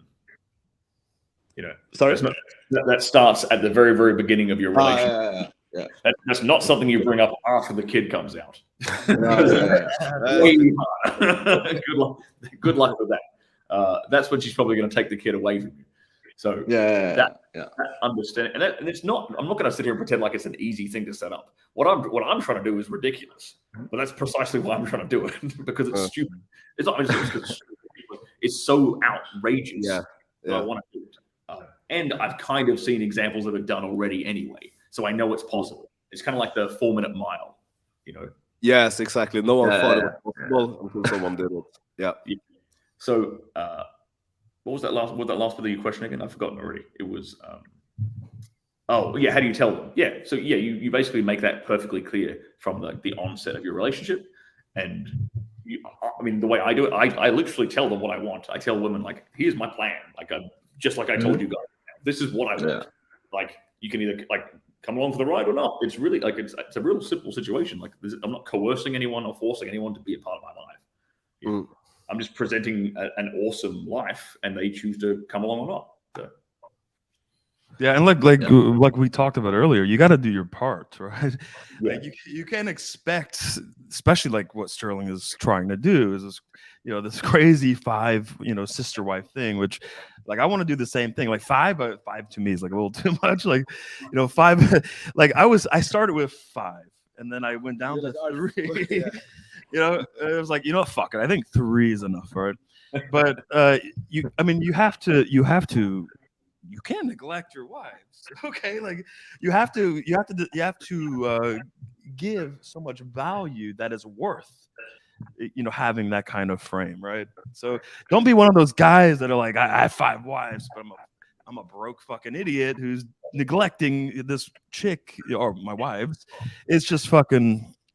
Yeah, it's not fair, and it's stupid, and it's never going to fucking work out, right? But then again, it's like what he's doing is crazy, because very few guys could accomplish it, okay? Like, very few guys could have the resources and the experience and the value to successfully have this, right? Yeah, so it's very difficult. Because most guys can't even handle 1 girl. Yeah, exactly. So handling 5 is a bigger task. You have to open up that thing in the back. The door shutters down. Yeah. No, but it's okay, there we go. Yeah. No, there's actually like really interesting questions that you're asking. I don't know if I've ever like mentioned this before, but actually like a big motivation for me to like work on myself, like to learn, because Stirling was talking about seeing the truth and being able to give that to your kids. Big reason why I'm actually doing what I'm doing is that so I can figure out the truth about people, and I can take on as many good values and skills as possible, so I can actually give it to my kids, because I'm planning to do the same thing. I'm planning to have a fuck ton of kids. Oh yeah. Oh yeah, I didn't know that from you, bro. No, exactly. Like I've told it to a couple of people before. Like I just never think about it, but everyone's so surprised when I say it. Everyone's so surprised. yeah, I mean, that's a big part why I'm doing it, because I see this all the time. Just like if you just think about how fucking unaware and like retarded the average person is, and then you're thinking that they're actually passing on all of those negative habits, all that negative shit onto their kids. I'm like, fuck. I agree. And you see like the ripple effect of that. I'm like, fuck, I don't want to be part of that. I don't want to pass that shit on to my kids. So that's why I'm, you know, that's a big part why I'm so fucking into self-development, so I can fix and learn as much shit as possible, so I don't accidentally pass on some stupid bullshit to my kids. Yeah. And I had another question, which is not related to that, about the porn industry, Stirling. Because so how are the women like in terms of personality? Because to me, you know, like as a woman, when you want to get into like porn, to me, maybe I'm wrong, but it's like there is something like off, you know, that you wanna, you know, and how are they like in terms of personality? Do you think they're crazy, or like they're nice, or like they have a lot of like daddy issues or things like that? You know, you see what I mean? I always kind of lumped women in my porn industry into like 3 different kind of categories. The first category was girls they're kind of like nymphomaniacs, and they're super sweethearts. They're really lovely to be around. They're really lovely to work with, and they just genuinely love sex. And they're the ones that's the kind of girl that should be doing porn out of anyone. They're great. Then there's another third of girls who are kind of like professional, and they you know, approach the job very professionally. They're fun to work with, but they kind of keep their emotions out of it, like off camera. They might have a boyfriend or a husband at home or something like that, so they can be a little bit distant emotionally before the camera starts rolling. And then there's another third who are basically like divas, who are a bit narcissistic and egotistic, and can be a bit of a pain in the ass to deal with. Mm-hmm. Yeah. It's kind of what it's like. Okay.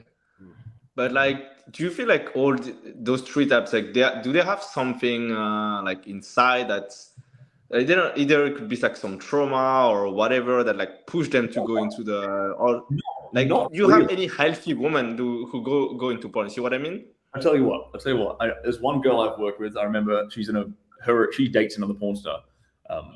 She had one boyfriend before she got into porn. Okay.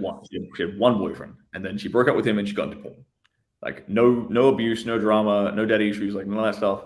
Some girls, man, some especially American girls, some girls just have this massive desire for like attention, or massive desire for like exploring, like, or doing something risque, doing something kind of out of the ordinary and standing out like that. So yeah, that's kind of what drives a lot of them into it. And there's an element of like, they're sold on it being glamorous as well, and it's not really super glamorous. Like, it's not like Hollywood, but they're kind of sold that image. That kind of lures them into it, unfortunately. Okay. Yeah. Thanks for your answer. You're welcome. Awesome, man. How much time do you have? You have a couple questions left, or you gotta go? I can do one more. All right, let's do. We could end it right here, but one question. What would be your, if you could have one message to men across the world, or in Australia or something, right?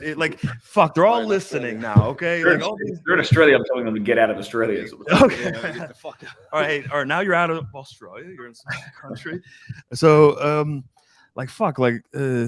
what would be your message? Some wisdom, or like one piece of advice if you had the ears of men all over the fucking world and they're listening to you right now. Like, what would you fucking tell them? There's a lot of things I'd want to tell them. There's a lot, yeah. If I have to narrow it down to one thing, let's see. What would probably be the most impactful? I think it would probably be, never label yourself as a victim. Like, take full responsibility for every aspect of your life. Everything, because if you do that, then everything is within your control. Your life is within your control, if you don't do that, if you label yourself if you ever label yourself a victim, or if you ever label something as externally controlling your life, you lose control of your life, you lose control of your self-esteem, you lose control of the outcomes you want, and it's never ever a positive outcome. So you have to fundamentally accept responsibility for every aspect of your life, and you are never a victim. You are only at the cause of things, never at the effect of things. Beautiful. Shit. Amazing. So really appreciate having you on. Yeah, man, it was great. It was a lot of fun. Thank you, guys. That was great. I really enjoyed this. It was good. Let's do it. Hey, let's do it again. Absolutely. Do it. Absolutely. All I right. have Before you sign up, listen up. Come here. Face that way, but show your butt this way. Hey, girl. Hello. Hey. Oh, nice booty. There we go. All right. Hey, why don't you stay a little longer? No, I'm just kidding. Hey, we're gonna go take this to off of YouTube, guys. All right. So hey, if you're not in the mastermind yet, guys, come over. Sterling. See what happens next. Get the 2 weeks free in the mastermind. Okay. Yeah. Anything you want to plug before you go, besides the booty? Yeah, besides the booty. If you want to find any of my courses, any more of my YouTube, my social medias, just go to stirlingcooper.com. That has all the links to everything there. My YouTube's got a ton of free advice on anything and everything relating great. Yeah, it's really good. sex in the bedroom and how to fix problems in the bedroom, how to get women off, how to make them enjoy themselves. That's all for free on my YouTube. And obviously I have a bunch of like ebooks and paid video courses that go into a lot more deep detail, things that I can't put on YouTube specifically. Yeah, that's where you can find all those resources. Also, Amazing. we'll put the links for that in the description as well, so it's easier to find. All right, man. Well, thank you very much for coming on. It was great. Thank you, lads. Appreciate it. See ya. See you. All right, so we still have Florian here. All right, so why don't we go through these questions while we're sitting here anyway? Let's do it. So, where do we start? Where do we start? Do we need to finish on her face to show? You guys are really funny as fuck. Do we need to finish on her face to show dominance? I mean, Florian, what do you think? You don't have to, but I mean, it's one like more action that you can do, but you can definitely express dominant without finishing on her face, you know? It doesn't hurt. It doesn't hurt. It doesn't hurt, definitely. Put it that way. It doesn't reduce it. You know what? I actually had a girl. This was a long time ago in Vegas, and there was two things. I remember she sat me down one time.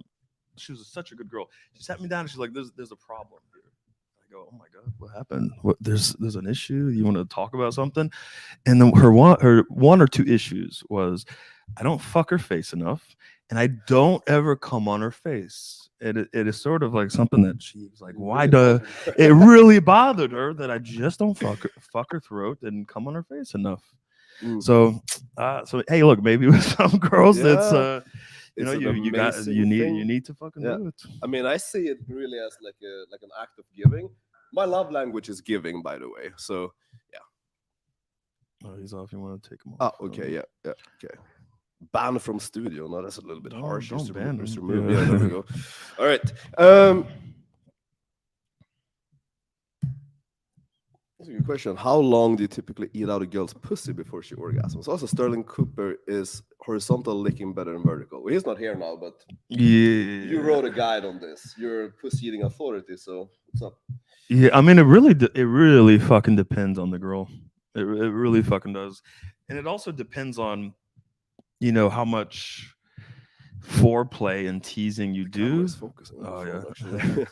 How much foreplay and teasing? So fucking build up before you eat her pussy. And obviously, it's good to have some teasing and some foreplay to build her up a little bit.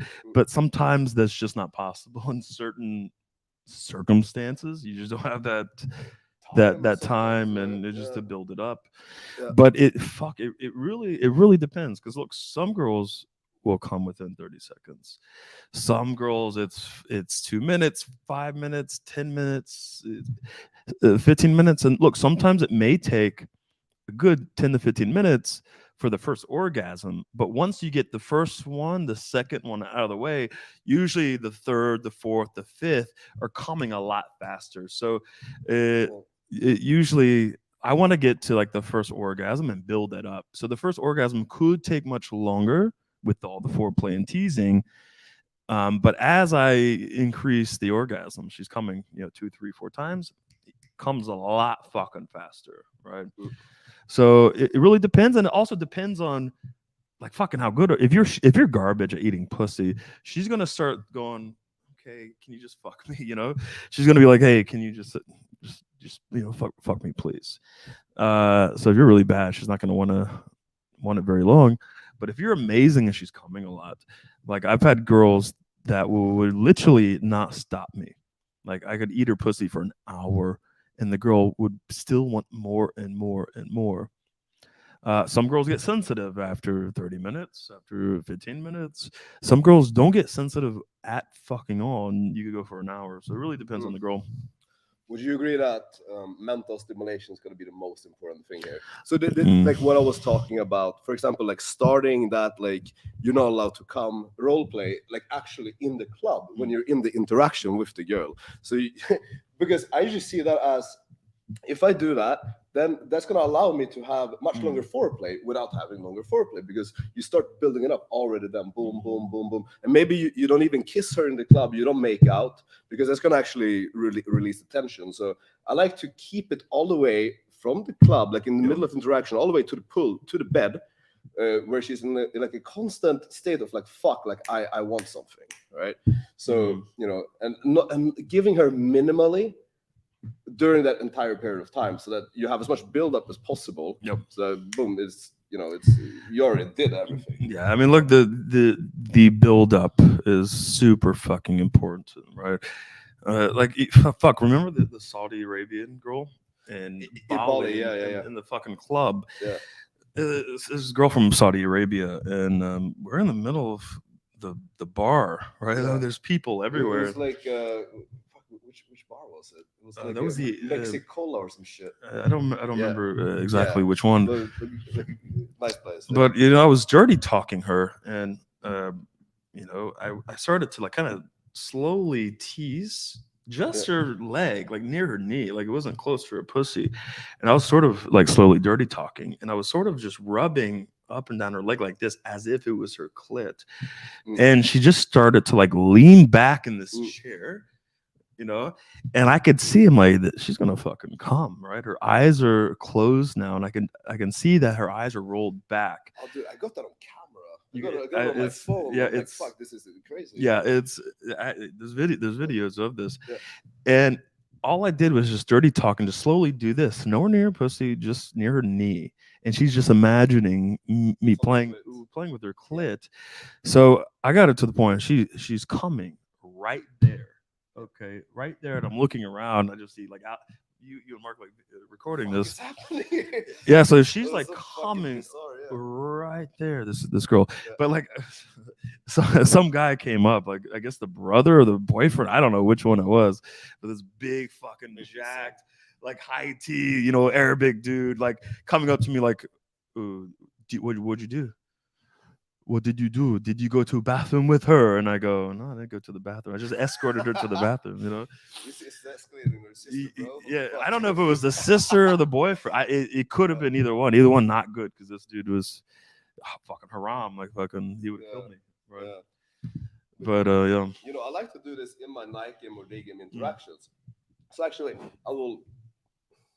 Not gay at all. So I like to take the girl's hand or her arm in like a sensitive area. So typically this side, right? Because you have a lot of sensitivity here. So then you actually take and you start like rubbing her arm as like the exact same way that you will like rub her clit. Then you tell her to imagine. Then it's easy. Oh fuck, we did that in Mexico. We had a Polish girl. Do you remember the Polish girl? Yes, yes. Which I actually met like a year later. She's like, "Hey, are you still in Poland?"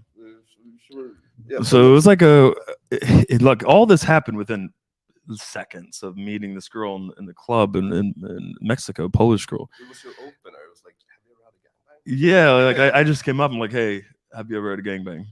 And I brought Alex in, and I'm like, Alex, right? So Alex is, kind of choking her, and I'm in her ear, like fucking dirty talking, but I'm doing that thing as well, sort of on her neck, dirty talking, and this girl's trying so hard not to come. Her legs are crossed like this because she's dripping fucking wet. in front of everyone. Like everyone is like watching this, right? But it's you could really get girls on the verge of coming in public, in the club, at the fucking mall.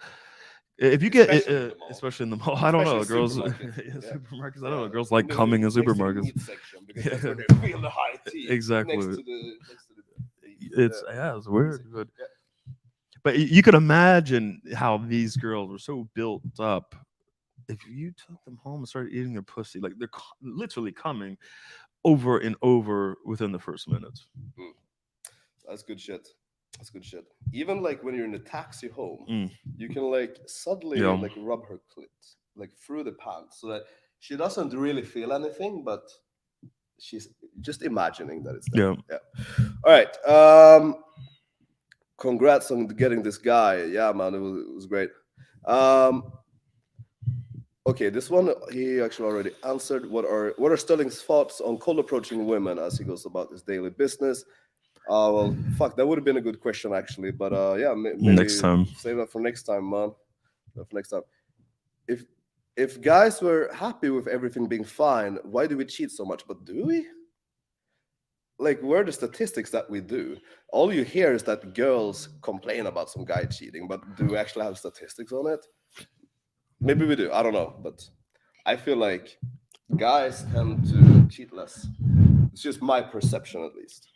Well, I think guys would cheat more if they could. If they could. If they had the game, they would cheat more. I think. Okay, let's be real. I think a big reason why guys don't cheat is because they cannot. That actually makes a lot of sense. Yeah. The pleasure deities descended from the fucking Shakespeare entered the chat. Yeah, Shakespeare is dirty. I like it. I like it. Yeah, I like it. Stirling is the best. You guys, you say girls don't care about you being what? You say girls don't care about okay. Do you use it as a way to pick a girl by slipping in conversation? Yours, yeah. Look, so there's a lot of guys who do, or at least they try to do what we do, right? And they'll lie to the girl and tell the girl like they're in marketing or they'll lie about their fucking job, even when they get into relationships with their girlfriend, right? So I remember actually, some coaches that you probably know who are coaching game, by the way, are telling their girlfriends, they're actually serious monogamous girlfriends, that they're doing marketing when they're actually running boot camps. And they're like, which is pathetic. Bro, my girl's gonna be around here. Don't say anything about game. It's like it's creepy. It's fucking weird. It's like what your girlfriend doesn't know what you do. She thinks you're marketing. It is ridiculous. So like even going back years, I would openly tell girls, I would practically give them my job description, right? So I may not have like a precise label or title I would put on there, but I would explain to them exactly what we do, like very open and honestly. And I'm gonna show you guys something. I've never had a fucking issue with that. Like it's actually a DHV. I've never had girls go, well, no, I can't go home with you, or I'm not going to ever see you again because, you have this job. It's never fucking happened. Girls actually really fucking like it, and they find it very fucking interesting as well. So they have all kinds of questions. They watch the live streams, right? They read the articles. They want to watch you game. So I show girls this. Oh fuck! It's my cold approach spreadsheet of where I track my interactions and I track all the variables, like what objection did she give, what DHV did I use. I show this to girls in my interaction after I've opened them. I tell them what I do. Yeah, I teach guys how to be better with women, blah blah blah, all that shit. I show them these spreadsheets. I show them the YouTube channel. I love it. It's a big DHV actually. So I don't understand why these guys are being fucking sneaky with it and saying they're like marketers, because it's a DHV, but they're just scared that the girl is gonna be like push back on it or like yeah. I mean, they're give them shit about it. Yeah, they're fucking they're scared. Yeah, they're scared. I mean, long story short, they're fucking scared. David D, don't know who that is, had a segment called "It's Okay to Be a Man." Well, yes, there's a lot of masculinity shaming these days. It's very sad, very, very sad. It is okay to be a man, guys. I promise. How can you handle a situation where a woman only wants a one-night stand, deliberately distancing herself afterwards to avoid falling in love with you or getting attached, even if it was the best sex? How can you handle? Well, I mean, how would I handle it? I probably would. I would probably not do anything. Yeah, because right? because you can't push or chase because. The thing, well, the thing is, I'm curious. Like, why do you want to change that dynamic, right? I feel like maybe you're the one that's kind of chasing. Like you feel like you've been valid. Maybe this is her game. This is her technique to get you to chase or something, right? But I understand what you're saying. I've had girls that separated, their emotions and tried to do things to avoid getting attached and just keep it sexual and have a fun one night stand. It's like, fuck it, that's okay. I'm okay with that. If I take a girl home from the club and this is what she wants.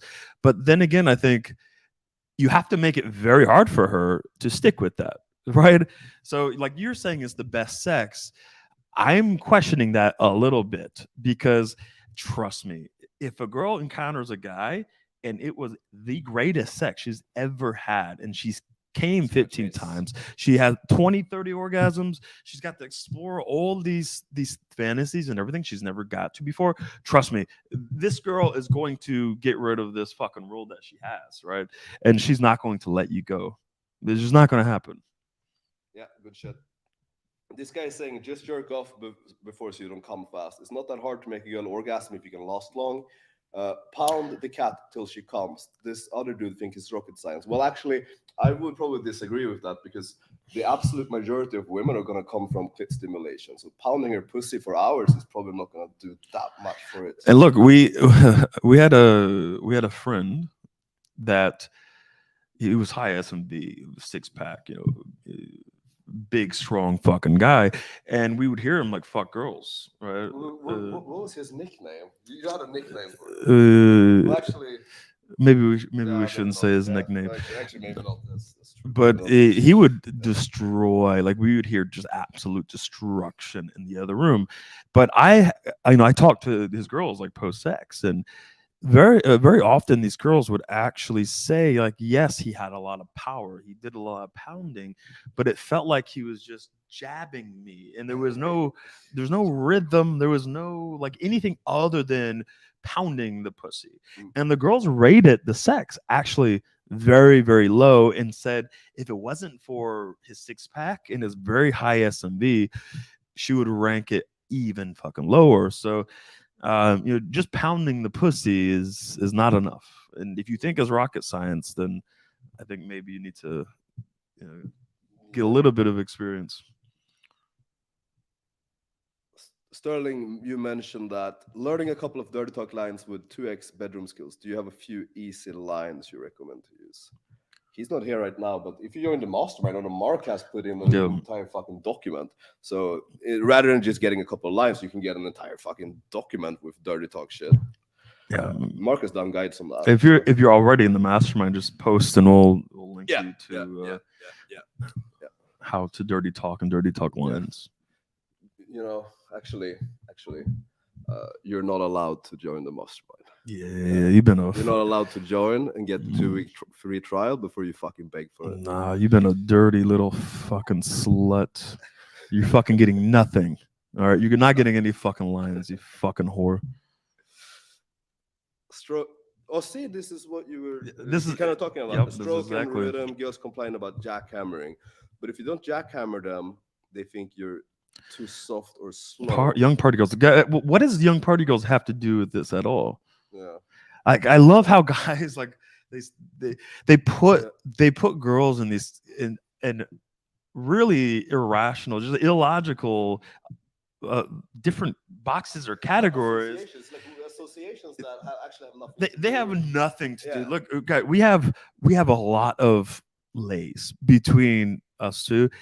And I could tell you that young party girls is not a category that I would relate to jackhammering or not jackhammering, right? Look, I don't even think that's a category, because essentially every girl that is young or is not like socially like outcast is a party girl. So I think that it's just like basically every girl that goes to college almost. So it's like it's not even like a very accurate category, because everyone kind of goes in there.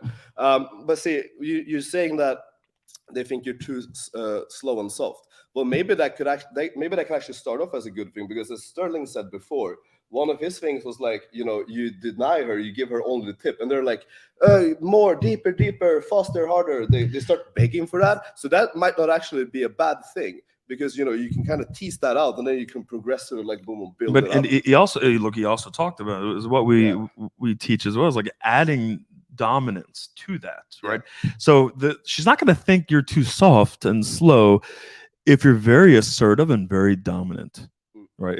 They're not going to go, oh my God, you're too soft and too slow, when you're like fucking tying her up and choking her and saying you fucking get nothing, okay? You're going to fucking beg for, you little fucking slut. Like the girl's going to be like, ugh. Unless the girl likes some Oh my God, you're such hardcore shit, right? Like if she likes being slapped in the face or whatever, like spit in her mouth, like put in cages, that's another thing. But she's not gonna think you're too soft. Maybe you're just like too soft. Maybe you're just, maybe you're just boring and soft and slow, and you're just not very good in bed, right? So maybe it's just not like the lack of jackhammering. It could be like a lack of just like overall dominant perception. Exactly. What advice would you give to American men to not tiptoe around women with the current climate that is in America? Well, you're the American here. What do you think? Did you ever worry about tiptoeing around women, like personally? Like, maybe when I was younger, you were gaming your customers. Yeah, oh fuck! I gaming your customers. Yeah, like even when I worked in customer service, I was gaming and like very provocative. I was sexualizing, and I was It was but I got away with it. I actually remember I had a coworker who was nearby, and he heard all this shit, and he's like, "Bro, none of them got angry. What the fuck? They enjoyed this shit, right? Like I'm talking about gang banging and like this big cucumber, like what she's gonna do with it later, Like the funny thing is, he tried out practically everything I said, but with other customers. He got 3 complaints and got like written up. He got disciplined, right? So like, he got in trouble. Like my manager was around listening to this, but my manager didn't even say anything because my customers loved it. My customers love me, right? So they're like, fuck, like these girls are coming in here because they're having a good time. I'm not going to like discipline him when the customers love it, right? You're bringing in business. So but I think Sterling touched on it. Like, if you're constantly tiptoeing, you don't have the absolute genuine confidence, the assertiveness. You're not hesitant, okay? That is who you are, and you're quick, boom, boom, boom. You're gonna get away with things. It's that simple. It's the guys who are not very confident, who are a lot more hesitant, who have like in the back of their head, me too, me too, me too, me too. Oh my God, this is not gonna work out. Girls see through that. Okay, they see the hesitation, they see the nervousness, they see the stuttering, and then they punish you for it, right? So I would say you get to the point where you're very experienced, and you're assertive, you're genuinely fucking confident, right? Once you get to that point, you'll actually realize how easy it is to not have to fucking tiptoe at all. Yeah. I mean, it's actually like, if you're scared, if you're scared, but then it's like, fuck, there are some uncalibrated, like autistic dudes who aren't afraid. But that's hard as shit. You gotta have social intelligence, social awareness, and also, not tiptoe and be a little bit fearless, right? Yeah. That's such a good point, because you will have guys who are absolutely socially retarded, but they have no fear. Right. or like no hesitation. Yeah, but, that's- but in a bad way. Yeah. In a bad way. Yeah. But you know what the good thing is? It's actually the guys who are worried about this. Those are the guys who will probably not make these uncalibrated mistakes because they're actually thinking before they're acting. Yeah. So if they just got rid of the fear, chances are they would be perfectly calibrated. Yeah, and it's also there's something about constantly worrying and assuming these bad things are going to happen. Almost manifest. It manifests. Like it's unbelievable. Guys are like, oh my god, this is gonna happen, and like it happens, right? It's like you're driving a car. You're like, okay, don't drive off the road. Don't drive off the road. Yeah, it's like, hey, don't think about elephants. You think about elephants, right? Yeah. You start seeing elephants everywhere. Everywhere. You just see. You never saw them before. Rape cases. Rape cases. Right? That's not funny. Not at all. What are some good go-to lines to get a woman sexual thinking about sex with you to get the process started? I mean, fuck, that's like every video we ever made. Oh, bro, there's a lot of fucking content I'm about sorry, this. but like I've made probably over 20 videos about sexual. And also, I think the fact that you think that, the fact that you think that the answer to sexualization or going sexual is lines means that maybe you need to like think a little bit deeper about what it is to sexualize, right? And what women are feeling and thinking when it comes to sexualization, because it's not lines. Okay, it's not lines. I can't give you like here are 3 logical lines and you could just go up and say the lines and all of a sudden you sexualize the conversation. Yeah, like, hey, plug and play this. Like that's plug and play this and she's gonna be dripping wet.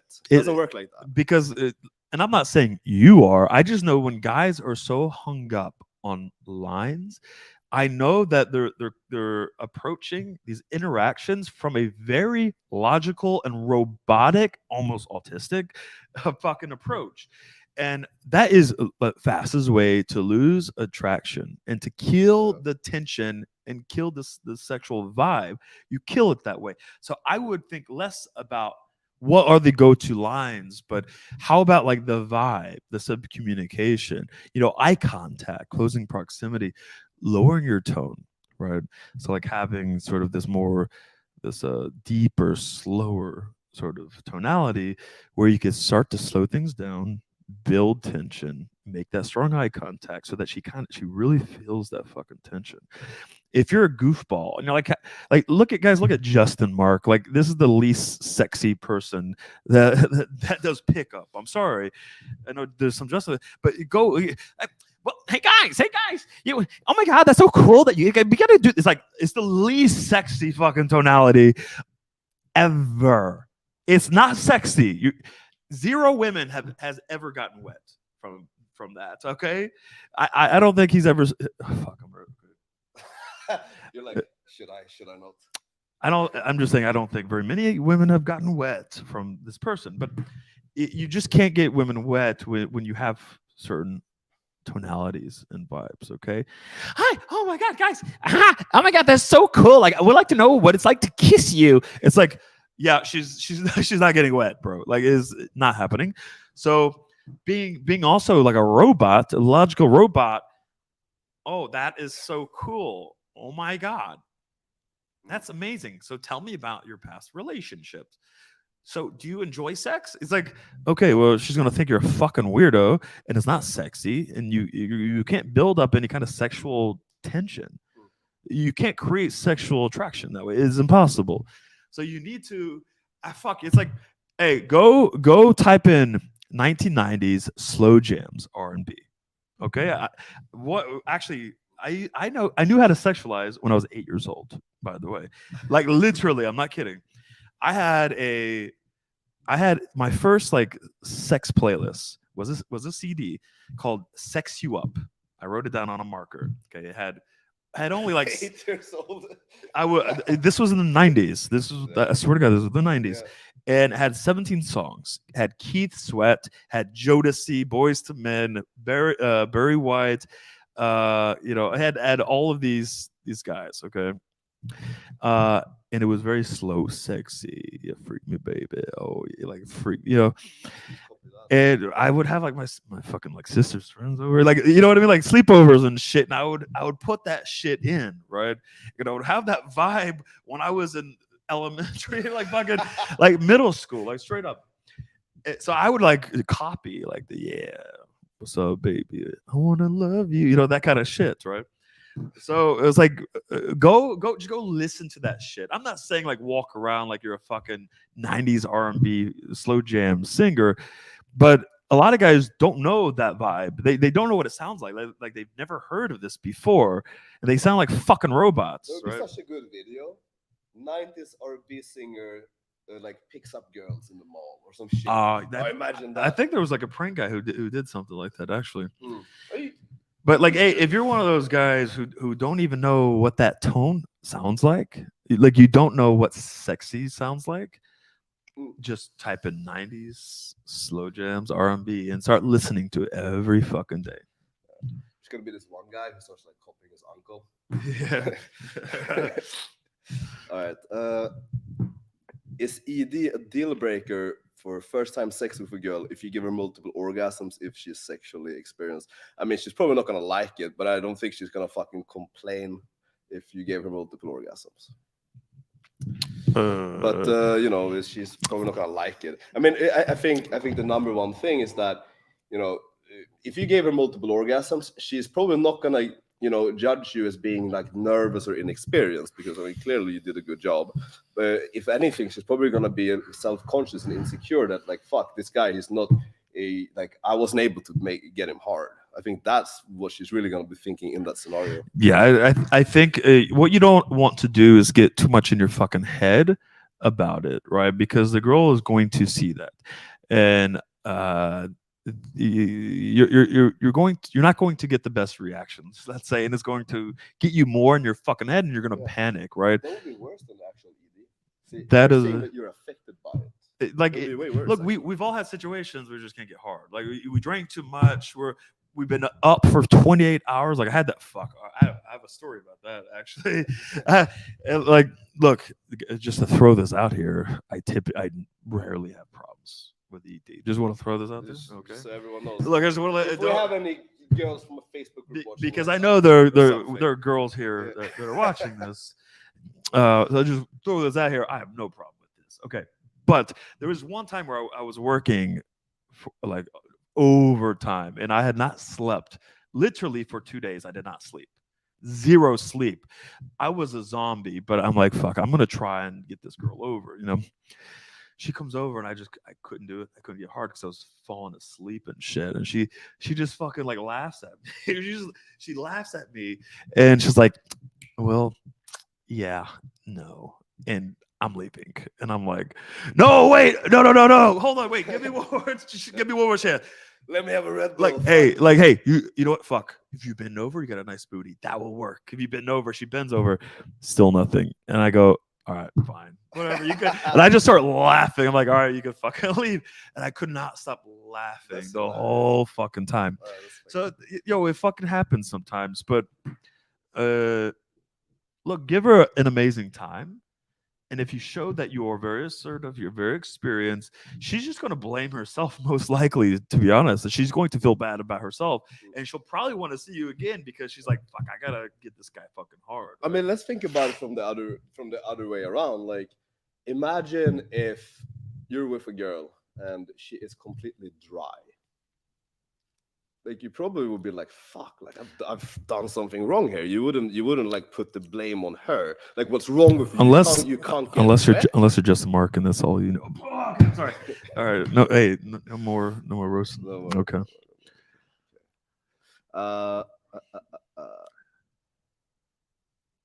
Yeah.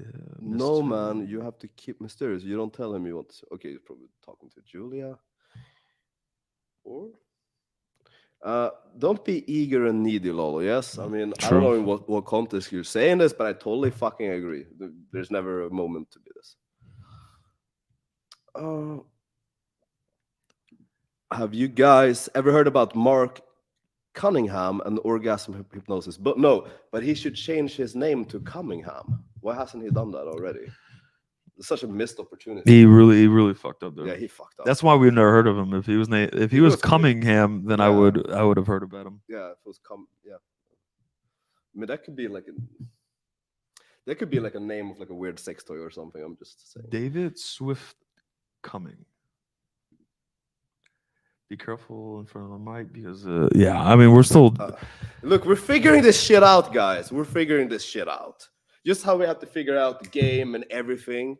We gotta figure this shit out. We don't have a fucking mastermind where we can learn how to do podcasts or how to do live streams. But luckily, you have a fucking mastermind where you can learn everything we had to work for. So just get it for. Hey, at least the mic is working now, so Yeah. we're moving up. Yeah, it's an improvement because last stream we used the MacBook's mic, so this is still an improvement. Why don't we get some validation, some fucking compliments when we improve? You guys just give us negative reinforcement. That's fucked up. Yeah. Don't punish compliance or like good behavior. You gotta reward it.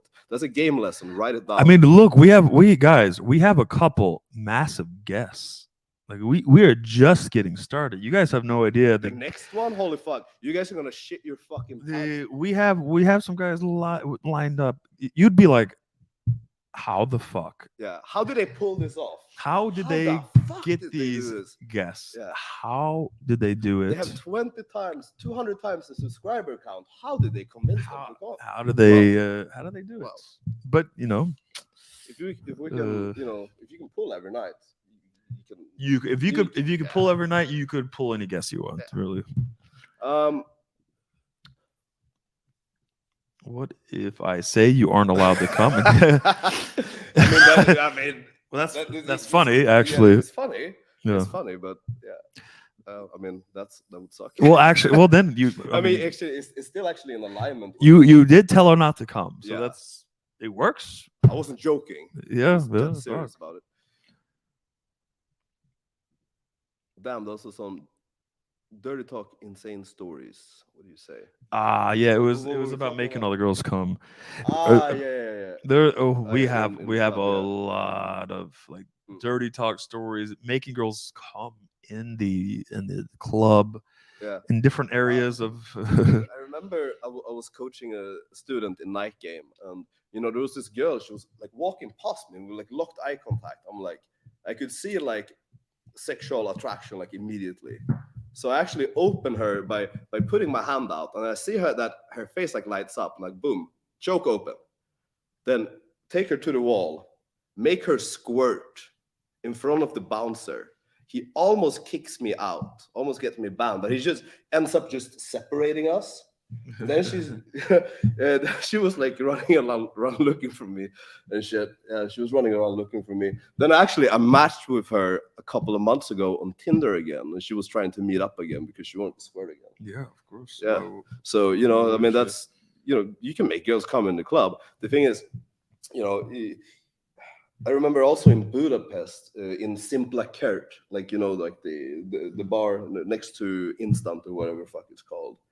There was this Turkish girl, and we were just sitting down next to each other. There's like a table above us, and I was just like rubbing the outside of her pants, like right above her clit, for like an hour, and you could see her just like start shaking and shit. Like, yeah, I mean, you could do a lot of shit. You just gotta make it happen. I mean, theoretically, just saying, like, you could have like you could have like a mini vibrator in your pocket. If you're creative, I mean, it's just an idea. One of those vibrators you put on your finger. Like a ring? Yeah, there's like a finger vibrator.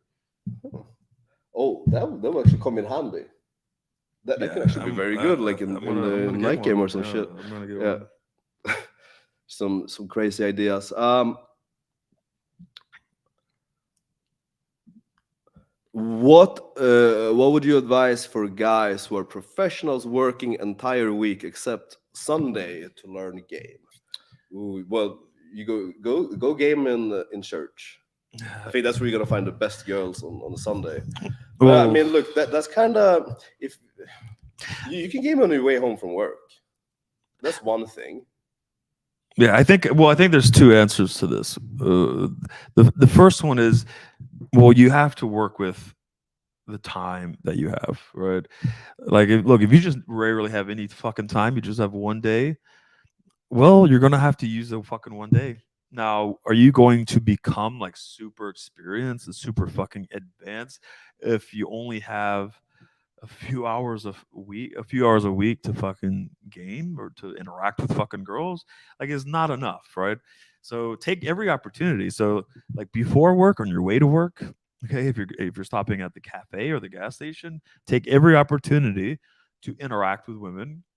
Okay, like when you get off work, if you have an hour where you're running errands or at the store on your way back home, okay, use that fucking 1 hour to interact with a lot of girls. So use every hour that you can.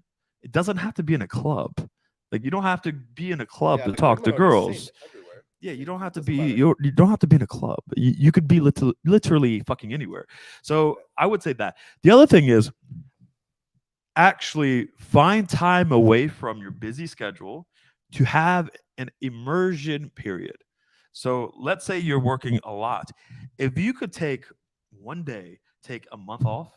Now that's a lot for a lot of guys, but there's a lot of guys who could make it happen. There's some guys who say they can't make it happen, but you could He's fucking lazy.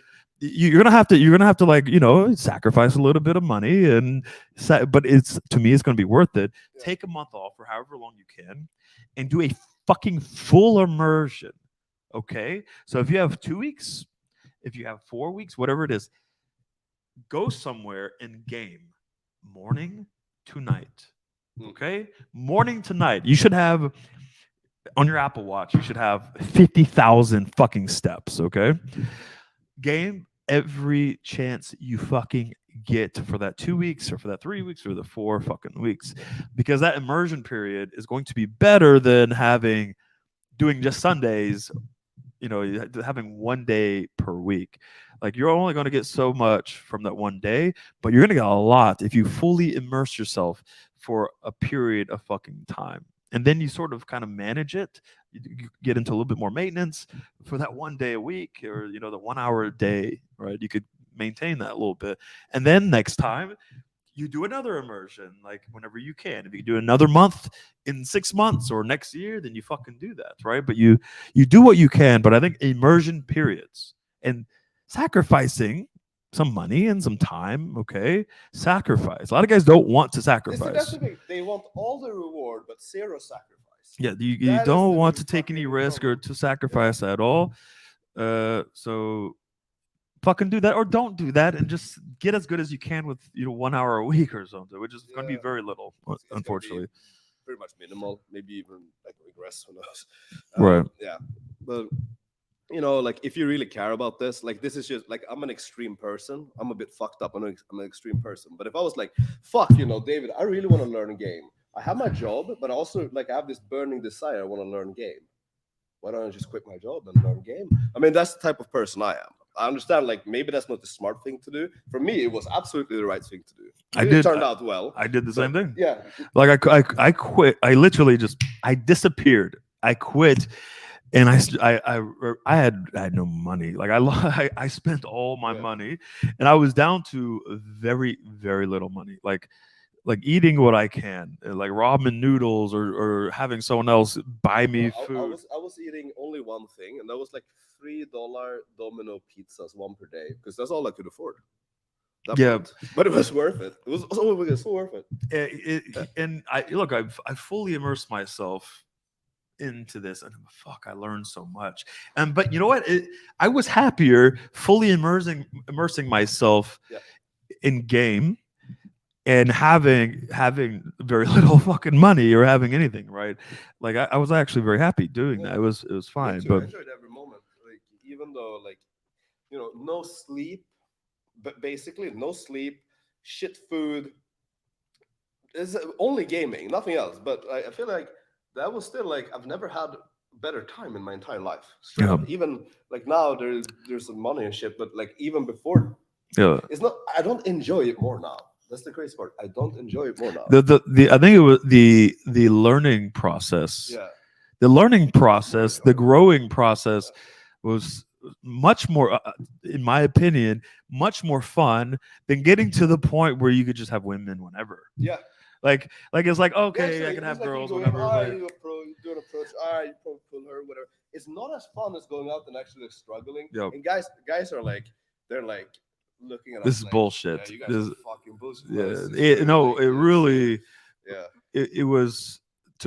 I found it so much more fun, Mm. to be honest. But then again, it's like, yo, if you throw me back in time in a time machine or something, Yeah. and like I'm back to, being very less experienced and not having very many girls, not having good game, then I would be like, yo, fuck bring me this, back.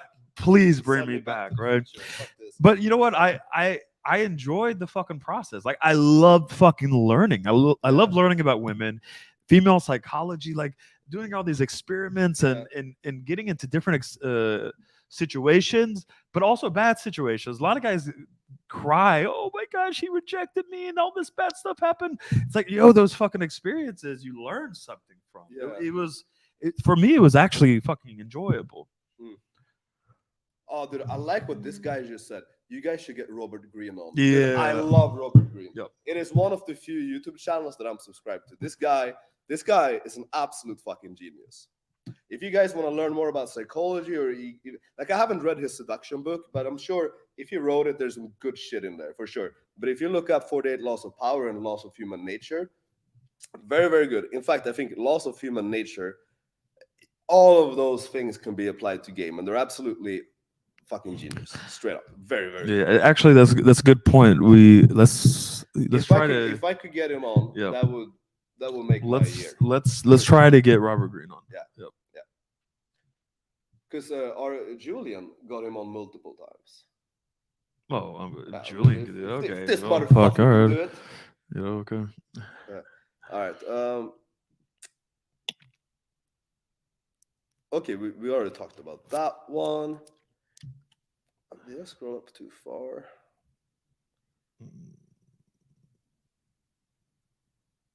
Sorry, Alex. Didn't mean to validation strip. It's for making the clips. And it's okay. Okay, now I know who it is. Okay. Well, we really appreciate. It's okay. RC. So guys, yeah. This guy is a fucking legend. We're gonna post a fuck ton of clips soon to the YouTube. So you're gonna see us on the shorts. And that's where you're gonna show some love and support. Make us go viral, guys. Make us go viral. Come on, make it happen. What are your guys' tattoos? I mean, fuck it. Maybe we should do like a video or something where we go through it. Here are my tattoos. I'm almost completely covered at this point. I have my entire back, chest, arms, one of my legs. So I'm actually kind of running out of space. I think, like, I haven't decided yet if I'm gonna like do this part. Nah, don't do that. Yeah, because everyone already thinks I look like a gang member or some criminal, shit. Yeah. So at this point, I'm bro. like, I probably wouldn't want to be around you. Yeah. You have fucking neck tattoos. Probably not. Probably Uh, not. yeah. I mean, what do you have though? I want to know what you have.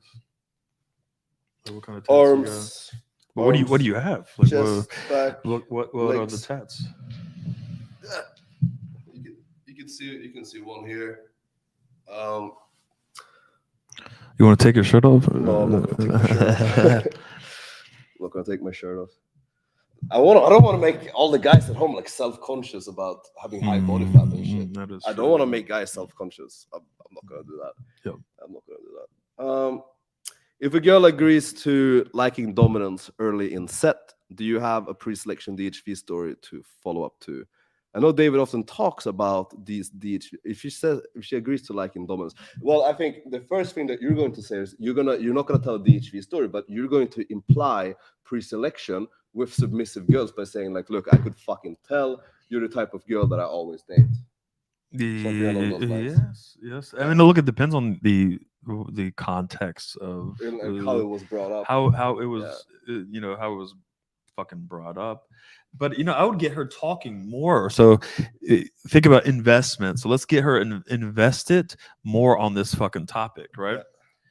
So you could talk more about like her experiences being a sub or being submissive or with dominant men or in BDSM or whatever it may be. So get her to talk a little bit more about like what she's specifically into, what she wants to explore, what she's curious about. The more details like this that you get, the easier it is for you to, number one, pull, because you're going to be pulling on things that she really wants to try or she really loves, you know. So if she says that she's like really into this or that, guess what? I'm going to now talk, I'm like, oh fuck, you enjoy this or that. I have a lot of experience in doing this and that, and maybe here's a little pre-selection story about this hot Ukrainian girl that I recently did this and that with, or whatever. So you essentially want to get what she's into, what she wants to try, what she's curious about, then DHV on that until, you know, have some authority around that topic. And you know you're going to pull on that, possibly, most likely, if you're smart. And then when you bring her back, you already know what to do. You know exactly what she wants, what she truly wants to try, and everything, right? So I would talk more about that. And of course, you want to display sexual value and sexual authority on these topics. So if it's dominance, you could display more authority on this. But also, don't be a guy talking about these topics and be a fucking submissive little fucking cuck, right? So it's very difficult to be like, oh, hi, I'm Justin Mark. Do you like dominance? You know, oh, sorry. You know what I mean? Like it's hard to sound like a gay Canadian and like talk about dom sub things and be like, oh, cool, and be like, you want to go back? I want to dominate you. It's like she's gonna be like, no, I thought I was talking to my gay friend about things that we're into. It's a big different thing. So you want to come from a place where she goes, we're talking about this dom sub because this guy's clearly very assertive. He's very dominant. Okay, so she has to see you as that fucking guy. Okay, otherwise it's just her talking to a gay friend about these topics and. So it's kind of I mean, we're not gonna have him on this fucking pod. Like, it's garbage. Like there's no way. Like unless I'm coaching him. Like if he wants to do like a fucking one-on-one coach or something, that's fine. But it's like, hi, I'm gonna choke you. You know, like she's not gonna get turned on. She's gonna be like, I thought you were a gay friend. So let's have some confidence. Let's be assertive and let's be dominant, so it's congruent with the topics that you're talking about. What do you think about this? We don't want to drop names, but I'm thinking about. Well, I have a couple of guys that come to mind. What the first one that comes to mind actually. Yeah, that sounded tasty. The first guy that comes to mind is an older guy who's killing it with a lot of young hot Ukrainians. Oh, he's one of the first guys. Yeah, he's how old is he? 50? He's 48, I think. I thought he was 50. Yeah, it's somewhere around there. But holy. Fuck. Yeah, he's around 50 years old, and it's like God. Every time we meet a very hot Ukrainian or Belarusian or Russian, somehow he fucked them. He fucked them, or he knows them, right? Yeah. So he's a lot of guys they start freaking out because they're too old or something, and a lot of the older guys are the ones that are killing it.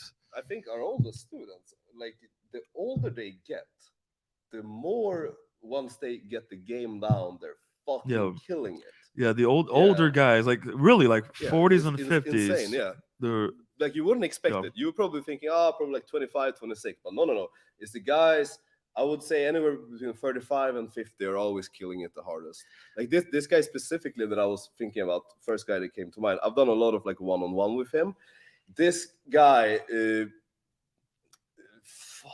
like he is fucking really killing it. And also the big thing here is that, there's no ego. There's no ego. That's why they're absorbing it so well. Yeah, I've found that like younger guys, they tend to be more insecure about their lack of skills and have a bigger ego. And it can be harder to get things through sometimes. So I think that is definitely a thing. But we don't want to like name drop or anything, of course. Oh fuck! I mean, there's a lot of them. I mean, there's so many guys. I'm thinking about another guy who's based in London who got over 200 Tinder lays from the mastermind with the booty massage. Yeah. Yeah. I mean, it's crazy the amount of fucking results guys are getting in the fucking mastermind. It's so like hey, I joined the mastermind at one Laycount. I'm at 250. Like this is a lot of those guys. This guys is normal like though. virgins. This is normal. Yeah. This is normalized, right? Like most like Roger And Roger. him, Roger in the chat. Yeah, Roger This is one of these here, motherfuckers. This guy here has to be also be one of the best. He's killing this guy it. is getting multiple lays per week for like 2 years. He is a higher lay count than He's like 5'5". Most He's actually basically every coach. He's a higher lay count. He's better than most coaches, and he's small. He's a 5'5", 132 pounds, right? Yeah. So he's killing it out there. But the crazy thing is, like, the results that our students and members get, other coaches would plaster this shit everywhere and lead with it, but to us, like, of course they're gonna be killing. To us is normal. Like you should have great results, right? You should be doing well, depending on where you are in your journey, of course. Like there's certain guys that are going to be at, they're going to get a couple hundred lays per year. There's some guys who are at a different point, and they're going to be less focused on getting a lot of lays, and they're going to be more focused on not that small, like but they're going to be more focused on other things before they. So it really depends on where you are. But I mean, there's a lot of them. There's really like a lot of them. We had a lot of guys who joined the mastermind as virgins, and there are multiple hundreds of lays now.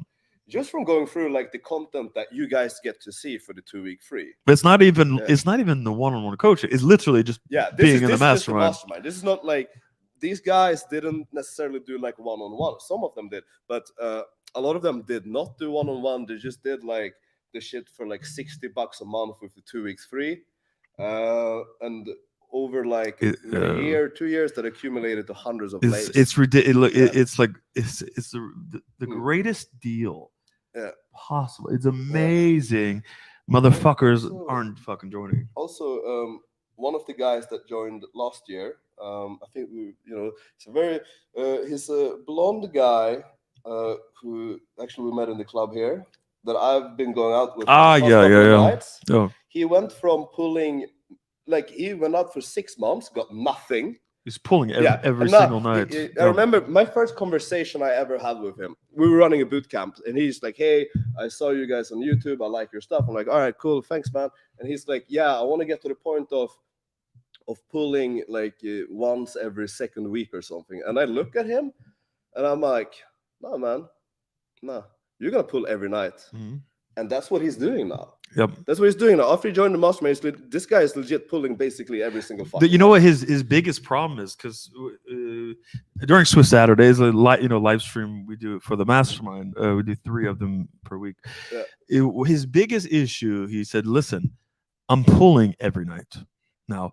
But the thing is, he wants to pull the first 2 girls he talks to. Now his problem is he's pulling. He has to talk to 3 girls before he pulls. He's like, I just want to like pull the very first fucking girl, right?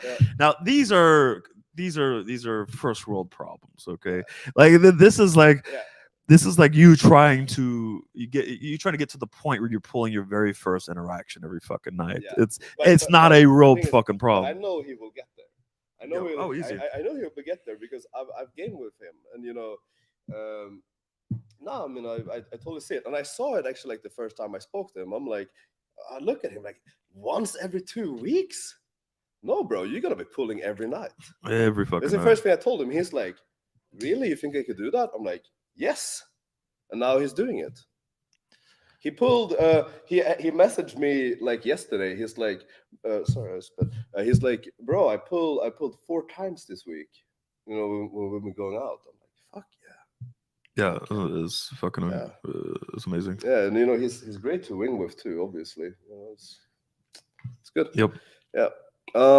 Yeah, good shit. Others, fuck, what else? There's a lot of them. I mean, the guy who lived with you in the US, he really fucking improved. Yeah, Yeah. he really improved. I mean, he was on the stream before, did he? He was actually on the stream. Yeah, he's a great fuck. He's such a good student. Like there's just something about not having an ego or not allowing your ego to delude yourself and get in your way of learning. Yeah. And the guys who like, there's some guys who do have egos, right? Like obviously, like if you're getting roasted, you know, like I'm roasting you, like I'm going hard, but it's sometimes not nice to hear the truth. But the guys who could go, okay, like put that aside, like feel that and put it aside. Actually, this guy here, is in the mastermind. Yeah. I pulled 6 girls in 5 days the moment I started to implement UMP method night game and day game. Of course, like, I'm not even surprised to hear this. Like, of course, like this is typical. This is typical, and that's why to me, like this entire industry is such a fucking joke, because like most guys never produce results, and I'm like, it's easy to create results. It's fucking easy. Yeah, that's why. Easy. That's why I'm sometimes shitting on some of these guys. Yeah, because because we're doing these streams. Like, for example, Todd V perfect date, bro. Go fuck yourself. There was nothing perfect about it. It sucked. It was shit. Yeah. And it's like, but a lot of these guys know, like, they should not be teaching anything, and they know it. Yeah. Like but guys, the money is too good. Guys, you have to understand what the interaction and dynamic is like when we meet these other coaches. Like when we're like sitting down at a bar or at a restaurant, or we have them when they're here, you could tell that they are very submissive. Okay, they have submissive body language. They're sitting there learning. Okay, yes, David. Yes, Alex. Thank you for this wisdom, because they know they fucking suck. They fucking suck. But when they get on their channel and they start talking, they put on this very confident like authority. But like when they're with us, they know they're not better. They know they're garbage, right? They're completely fucking submissive, and it pisses me off. It's like, yo, you should do coaching with us, and you should go get another fucking job, because you're fucking up dudes. Straight up. You're fucking up dudes. You're wasting their money. You're wasting their fucking time. I don't like it, because we want you motherfuckers to develop, okay, in all aspects of fucking life, especially in your dating life and with women. We don't want y'all to suffer for fucking ever. Suffering a little bit's fine, but not forever. Like, we actually want you guys to feel good, to have options, to be the best you can be, ready to fucking go, feeling good, high T, high testosterone. No tap water. No tap water. None of that shit. We don't serve tap water on our boot camps. No tap water. There's no fucking tap water at all. All right. Yo, Swift Alex, in one-on-one day game coaching, what sort of results would you expect a beginner to get in his first session? Is a pull completely unrealistic? Yeah, it's realistic. It is realistic. But look, again, we want to be absolutely real. Like, we're not going to be like these liars. Like, hey, you want to, like unrealistic goals. Look, the thing is, your results will be dependent on where you are in your journey. It's that fucking simple. Okay.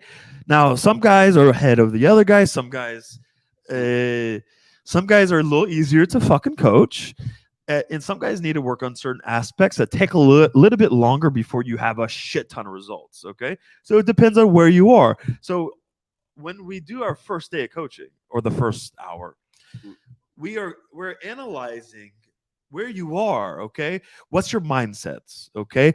What's your biggest sticking points, your biggest weaknesses, your biggest strengths? So we analyze, and we go, okay, what's going to give you the biggest return on investment for the amount of time that we have? Okay, so we put in order, your biggest weaknesses and what's the most important things you need to work on to get instant results or get the biggest return on investment. So we analyze this shit, and sometimes what that leads to is pulling every day. Okay, sometimes you just pull every day now, and you're like, fuck, it took one day. I did a Just the Mark and Todd V bootcamp, which we had a lot of guys. We have a lot of guys who spent tens of thousands of dollars on RSD, Just the Mark, just name a list, and it's like, I learned nothing and I got 0 results, but I felt good. They made me feel like I was getting improvement. So it really depends on where you are. Now, you could become fucking a beast because things just click. Sometimes we improve certain areas, certain sticking points. So when you go back, you have things to work on, and you could learn on your own and develop on your own. So we give you an action plan and things to focus on, so you know what to do on your own. So you don't need coaching every fucking day. You don't have to spend $300,000 on coaching from us every day. I mean, if you want to give us $300,000, that's fine. Go for it. Yeah. But Send me it's my like, details. come and we want you to have success. We're not trying to keep you in this fucking loop of just paying money and not getting any results. Because to be fair, we don't need that. There's plenty of guys who want coaching. There's no fucking reason to keep you hooked or whatever. You know what I'm thinking also? One of the goals, like we're not trying to create like pickup robots here as well. So one of the goals actually we have in the boot camps is like, all right, I want to turn this guy into someone who I would genuinely want to hang out with, even if he didn't pay for coaching.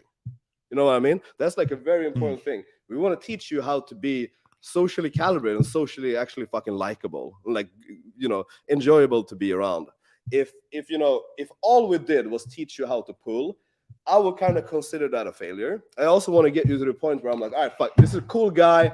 I would go on my free time to have a beer with him. And I think one of the biggest differences between us and a lot of coaches is that most coaches tell you what you want to hear. They validate you so that you continue paying money, right? And most guys do that, right? We do not do that, by the way. Like, we will be very, very honest with you. Okay, like very fucking blunt.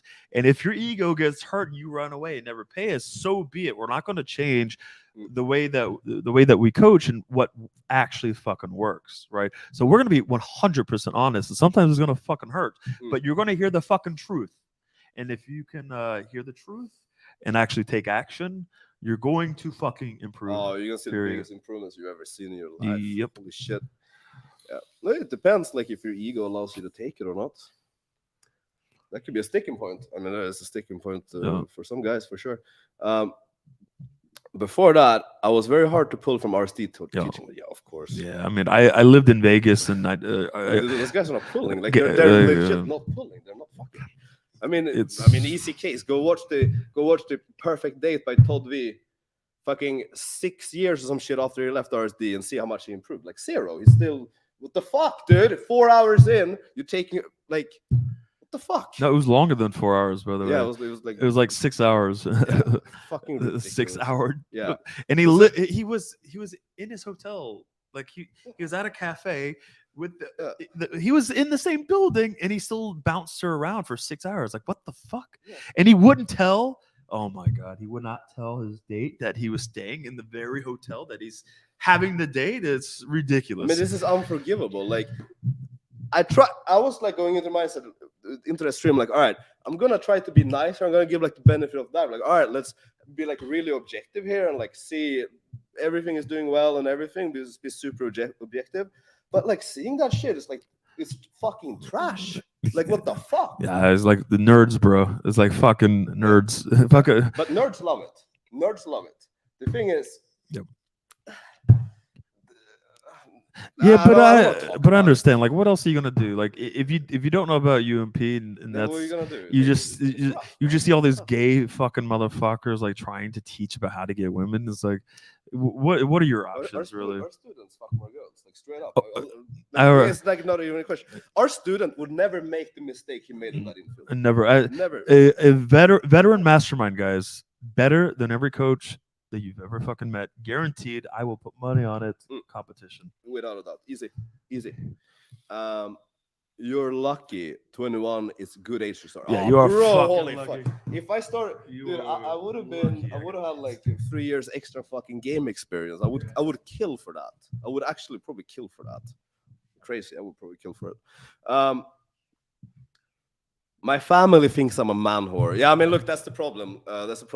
If you join the mastermind, it might tear your family apart because you're fucking so many girls that fucking ruining the family and shit. It's a bit. The text game bootcamp was the best investment ever. Yes, and I know Stefan fucks a ton of girls from online dating, and he brought a girl. Oh, this legend, he's such a fucking legend, man. He brought a girl on one of the weekly Zoom calls that David was doing, and I don't remember exactly the details, but David was like walking through how to like tie her up and make her come from oral. Like I don't remember exactly, but like it was fucking epic. That was amazing. Why am I out of focus? There we go.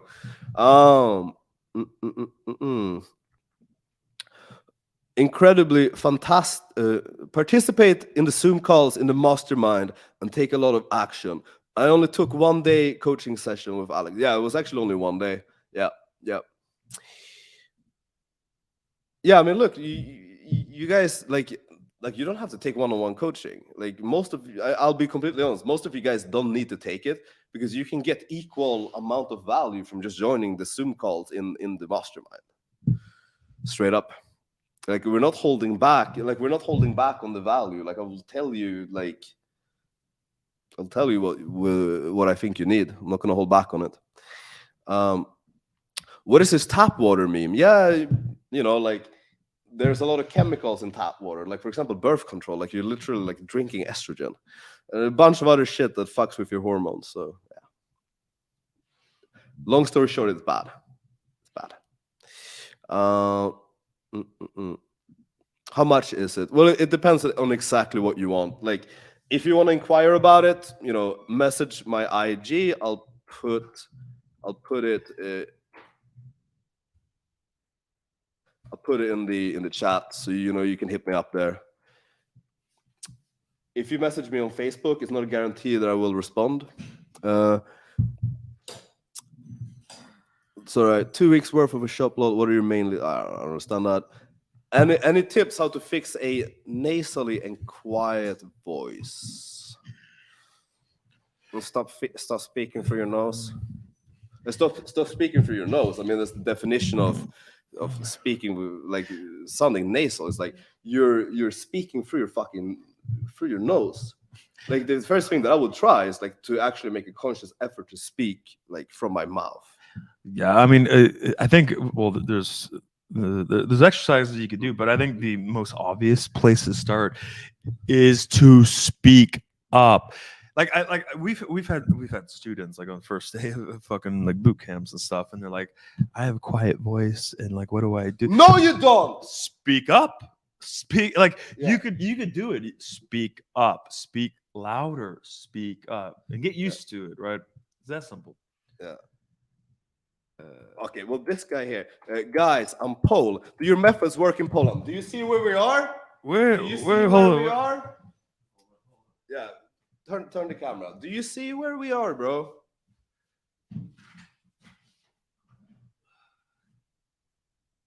Do you see where we are? It's very bright. Yeah. Anyways, that's the Palace of Culture. We're in the middle of Warsaw. Yeah. Okay, yeah, that's good. Zoom in a bit. Yeah.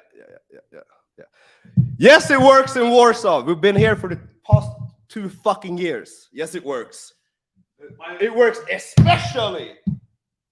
Actually, it works well everywhere, but I want to add some dramatic effect. Yes, it works. The first time I night gamed in Poland was 18 years ago. 18 years ago. 18. Okay. So we've spent a lot of time in Poland. We live here.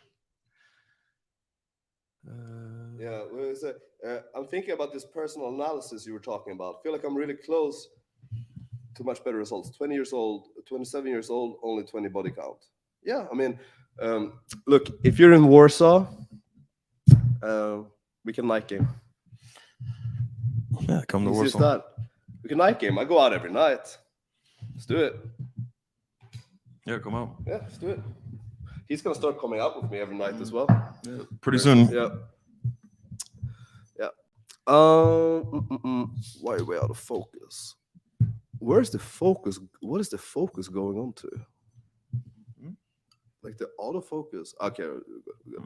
All right. But yes, to answer your question, yes. I mean, at this point, if we include students' lays, I think I'm very certain that with UMP game, over 1,000 Polish girls. Oh, At yeah. this point, it's probably, mean, way more. It's probably way more than 1,000 girls that loved the UMP method. Like, probably way more. It is actually way it's more. way more. I mean, it's actually scary when you think about it. Holy fuck! Because I could put together 5 guys who have 200 lays who are over 1,000 lays just with 5 guys. So like, let's put it this way. No other method has worked better in Poland throughout history, and I think no one can dispute that. That is just the case. Like, nothing has worked better in Poland than our method throughout history. I mean, the Polish girls know this too. Oh, yeah. By the way, the Polish girls know the UMP method. Oh yeah. You know how many? Girls who only go for fucking. I get screenshots all the time from guys who have screenshots of them talking to other girls, and they're like, "Do you know Alex and David? Yeah. Like, do you know Alex and David?" Yeah. So the girls know the UMP method, but they like it. So they enjoy it. There's girls. Why would they not? There are Polish girls who only fuck UMP guys. Yeah. Oh, like imagine a girl going, "Yeah, I only go for RST guy." Like, that would never happen. You will never hear that. Or like, I only go for London day gamers with leather jackets and leather boots. Like, you will never hear that. You would never hear and also, that. let's just really think about this, like, rationally. What is the UMP method? Is understanding women, displaying sexual authority, aka you convey that you're gonna fuck them well, being socially calibrated, being confident, being assertive, being dominant. Is there any place in the entire fucking universe where that will not work? Anywhere? I don't think so. All right. Okay. We have a lot of guys watching, but there's no questions. So. Well, they we're in a tough situation. They just want to look at us. Yeah, we look good, man, in this quality. Yeah. Crisp. If the girl is compliant to my lifestyle DHV, bro, I was talking about this yesterday or 2 days ago. You need to stop thinking about this in terms of time frames in 1 or 2 minutes. You need to actually be looking at the girl, looking at her reactions, looking at her body language, reading her compliance, essentially, and then you're making the decision whether you can go forward with something like this. You can't think about this in terms of, in 1 or 2 minutes, I do this. It just simply doesn't work. I wish I could say that, but it's just not accurate. Like, yes, sometimes it's going to be true, but I don't like to give answers like, oh yeah, sometimes it's going to work. No, like, it's just not accurate, right? So, no, like, I can't give you an answer to that because it's not accurate. You need to, the only time you can do it is like when you have enough compliance and attraction to get away with it. That's the only real answer to it. Like, anything else, I would be bullshitting you. But yes, I mean, dude, theoretically, you could go into it 10 seconds after approaching, if she's compliant for it. Other girls, if you do it before 40 minutes, it's gonna blow it out. So it's completely fucking depending on the girl. So it's just not true.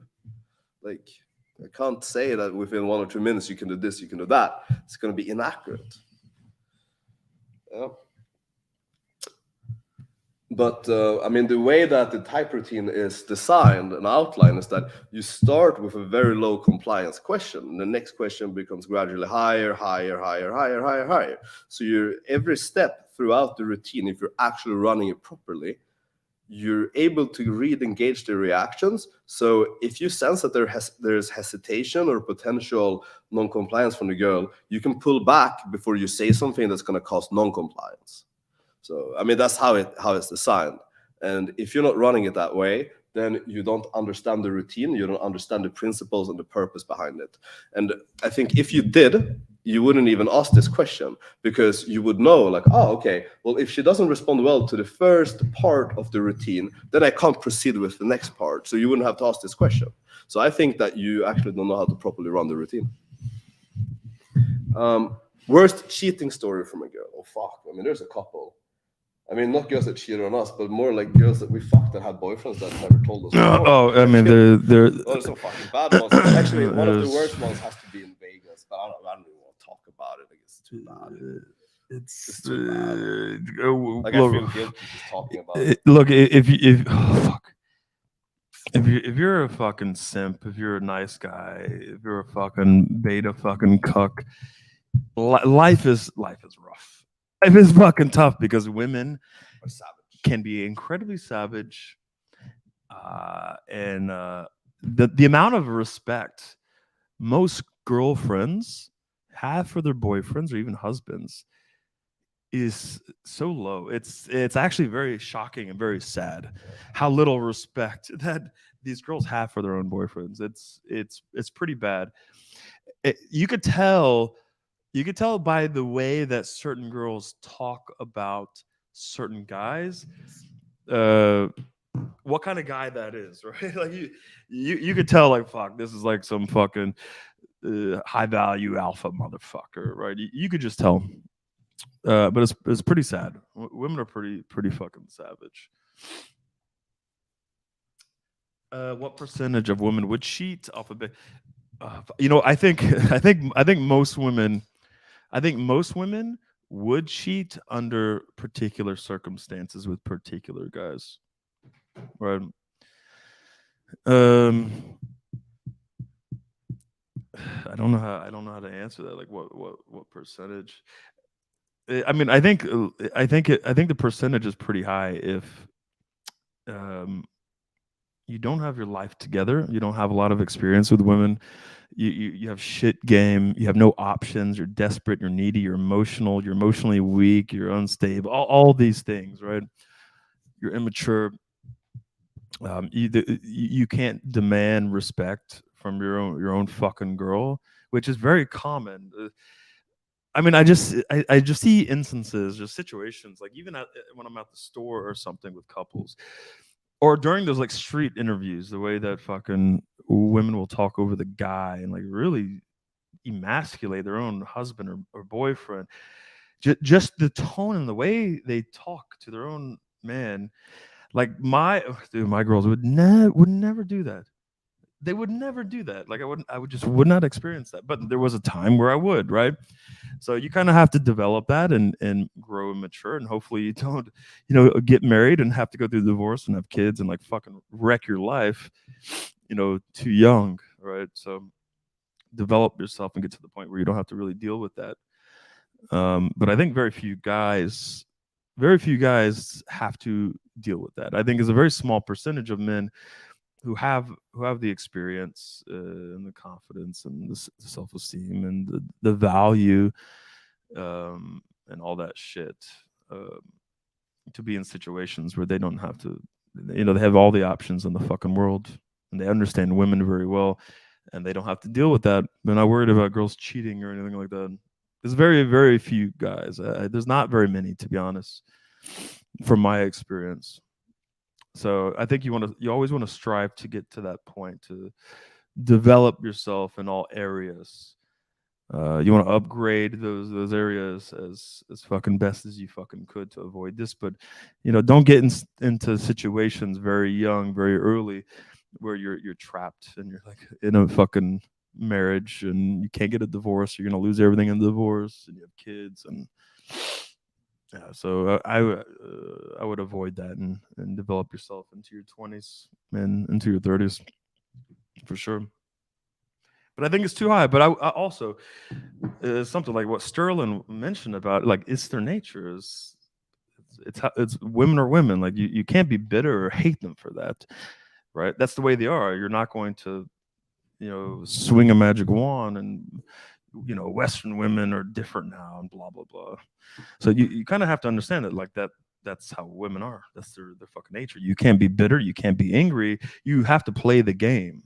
Okay, you got to play the game and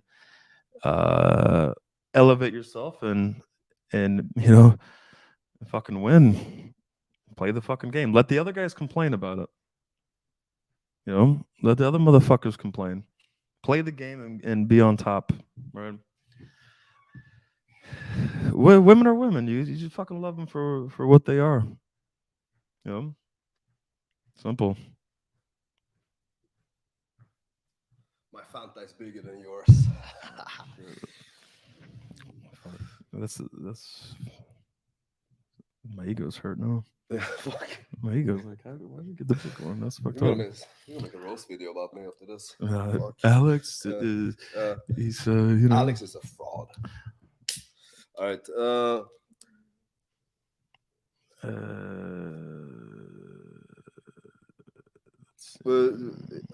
What was this one?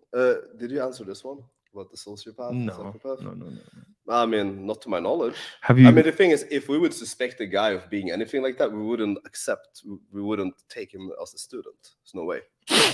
Have you tried to diagnose a heavily implied psychopath or so? You know, I think.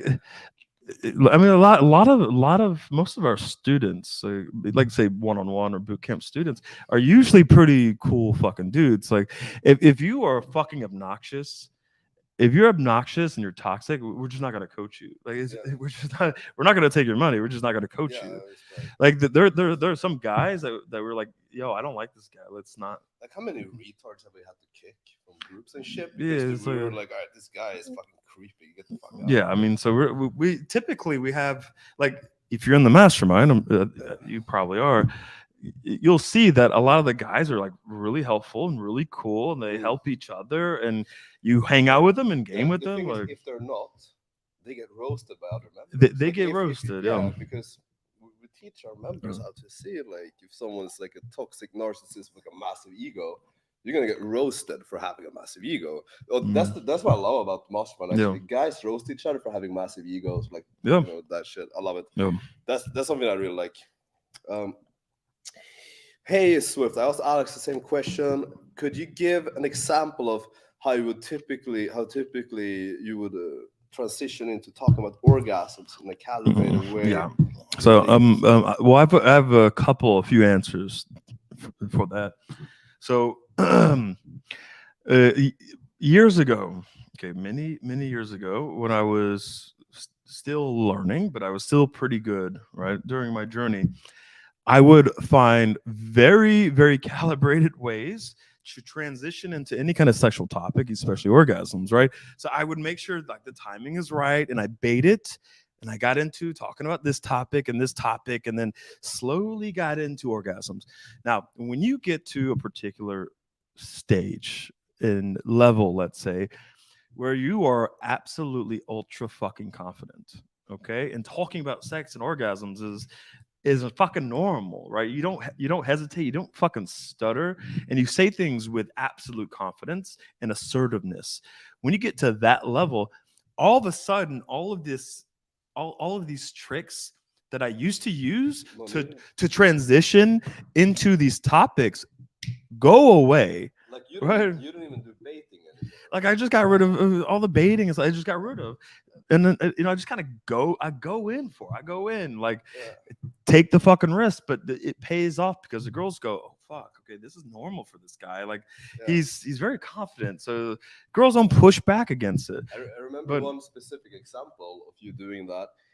This was in Sydney, and you opened the girl with, hey, that's the girl that hates multiple orgasms. And you're like, on paper, like, logically speaking, that is so calibrated. But she was like, did you say multiple orgasms? Yeah, she's like, no, I don't. No, I don't. I'm like, she fucking hates it. She doesn't like it. Yeah, you know? She's like, no, I want it. She's like, no, I don't hate it at all. I'm like, okay, what would you do if I give you 30 orgasms right now? Could you fucking handle it? And like, okay, she's going with it. She's like, no, I would like to have that, please. Like, what are you offering? Like, can you do this? Right?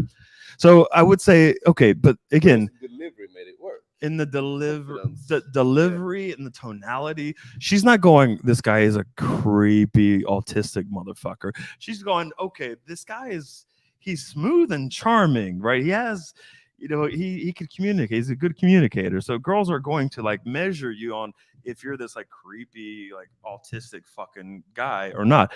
Now, you may not be at the point where you could do that. So how can you transition? I would really say to not overthink it, right? I think guys overthink it a little bit too much, and I would focus more on just creating creating a right vibe, let's say, in the interaction, in DHV, display value, right? Do everything you can in the interaction so that she thinks like, yo, this guy is very confident, he's very dominant, he's very fucking cool. So she's more okay with you talking about these topics, right? If you're awkward, creepy dude, there's no transition you could create that is going to make it okay to talk about these topics, period. The other thing is, nice guys, right? If you're, you want coaching with me? If you're that guy, it's going to be hard for you to talk about orgasms, right? She's going to be like, I don't want to talk about that with you specifically. Like with David and Alex, I'll talk about getting fucked in my ass. But with you, I don't even want to talk about anything sexual. So you want to be a sexual fucking guy. Like you don't want to be the gay friend motherfucker. You want to be the nice guy. You don't want to be that. You want to avoid that. So I would think about that. Now transitions, like you could talk about relationships, for example. You could talk about her experience with guys on Tinder or with guys in general in your country, and then you could start to talk about, it's because your ex-boyfriend or these guys just can't give you 30 orgasms, right? And then what's she gonna say? 30? That's impossible. Of course not. That's too many. What? Wait, 30? That was too many. No, it's not too many. It's actually I gave my ex 30 orgasms every fucking day for a year. Like I needed to break. My jaw was locked in shit. It was fucking crazy. You've never had 30 orgasms before, really? Fuck. It's like, no, that's impossible. I'm like, look, I could easily give you 30 orgasms, right? No, you can't. All right, look, I'm gonna start you off with 5 or 10. And then I'm going to let your body kind of get used to that shock of getting the most pleasure of my fucking life. And then the second meet, I'm going to give you maybe 10 or 15. Third meet, maybe we'll work up to the 30, but I can't make promises. I'm not going to make promises on the 30, okay? I'm just saying we're going to work our way up and see like how your body is feeling. And if you do like this, she's going to be like, this guy is like he's a pro. Like he knows what he's talking about. If I go home with him, he's giving me 30 orgasms. And maybe if it's not 30, he's going to give me 5 or 10 at least, right? So that's going to change the whole fucking interaction right there. Yes, very good. Have you guys ever had a feeling when you fucked some girl, let's say 5 or 6, I think you knew you could do better? I mean, what's the had that feeling? What feeling exactly are you talking about? Yeah, I mean, this guy he's consistently fucking girls that he doesn't want, and you shouldn't do that. And there's a few philosophies. Okay, the first there's one philosophy in this is maybe your ego is way too big for the value that you have. Okay, so you're not really developing yourself. You're not bettering yourself and developing skills so that you can get better quality girls, that you're worthy of these higher quality girls, right? So that's one thing. A lot of guys, they have this entitlement, and I don't, like RC used to teach, like, have this entitlement, and that it's like it's fucking kind of stupid. Well, you don't have the skills. So how can you have the entitlement? The entitlement alone is not enough for you to fuck 10s, okay? Like, yeah, it's just because you run around going, I'm entitled to 10s. I don't care. I self-entertainment, lay in the road, fearless. Like that. I'm sorry. Like if you don't have the skills, you're a fucking nerd. You don't deserve 10s. I'm sorry. You don't deserve 10s if you're a giant fucking loser nerd. How about this? Okay, fuck what you can. Okay, gain experience. In the back of your head, think, I'm going to learn something from these experiences. I'm going to develop myself as a man, develop some skills, okay? Go into the UMP mastermind, fucking learn how to game better, learn more about women, and level up so that you can move up and you actually deserve the 10s, okay? I think that's more realistic. Now, I'm not saying you should be like hard on yourself and go, I don't deserve 10s, I'm a loser. But I think that's like one extreme. And the other extreme is not putting in the work and having this entitlement where you can act like a giant pussy and you think that girls should fuck, 10 should fuck you if you're a weirdo. Right? I mean, think of it. That's like being like 400 pounds, but you're like trying to tell yourself, I'm fit. I mean, in my head, it's the same shit. It's like fucking retarded. It's like, look, I'm 400 pounds, but I should be doing Mr. Olympia or something like that. Yeah. Like I am And I should entitled also be to. winning. Yeah, look, I should get first place in what Mr. Olympia is. Yeah, called? I'm like a third spot. You're 400 pounds. You have never lifted in your fucking life. Why do you feel entitled? How about this? Why don't you go to the gym, get a fucking trainer, fucking lift and get in shape? My trainer told me that. my gay trainer who weighs 130 pounds, who also never lifted, is telling me that I should have entitlement mindset and I should win Mr. Olympia. It makes no fucking sense. Okay. I mean, become a male 10. Make it happen. Like I don't care if you say you can't do it. Fuck you. Like make it happen. You could look. Everyone who maxes up. Let's say, not everyone is going to be on the same level. Okay, it just sucks. Some of you are 5'6". Genetics. It fucking sucks. There's some guys are just less than 4. There's nothing you can do if you're 5'6". It's not like you're going to get to 6 feet. So work with what you can. Okay. Yeah, and it's that simple. You will have something to work with, by the way. You can take one guy. He might have great genetics for height, 6'5". That same guy might have, much worse genetics or whatever for, let's say, reading social cues or just like general intelligence. There are so many other levels you could compete with this guy on. So, don't make excuses because there's something you can leverage as a strength. And I guarantee, as long as you're not completely of course, there's certain guys there's certain guys where you go, fuck. If you're Stephen Hawking or some shit, then it's gonna be hard, man. But Stephen Hawking became a genius, so I think he could have got some pussy because of that. But if you're 1 out of 10 and you're completely deformed and you're blind and you have no penis at all, like your penis is just not there, look, you're gonna have to learn how to eat pussy very well. Even then, you should probably try to max out what you can. But obviously, you're not going to get the results of a guy who's 6'4", who has blue eyes, who has a 9-inch dick, who who have all this potential. Yeah. Like if he maxes out, he's just going to get better results. Not always, but he has potential to get better results. It's just the way it is. Like live with that. Like there's just some guys who have better potential than I do. Let's say when it comes to looks and height. I'm not 6 feet. I'm what, 5'9", 5'10". I can't be 6'4". Okay, like I could max out my looks, but I maybe there's other guys who can get to a level that I cannot get to. That's just the fucking way it is. Yeah. So work with what you can, right?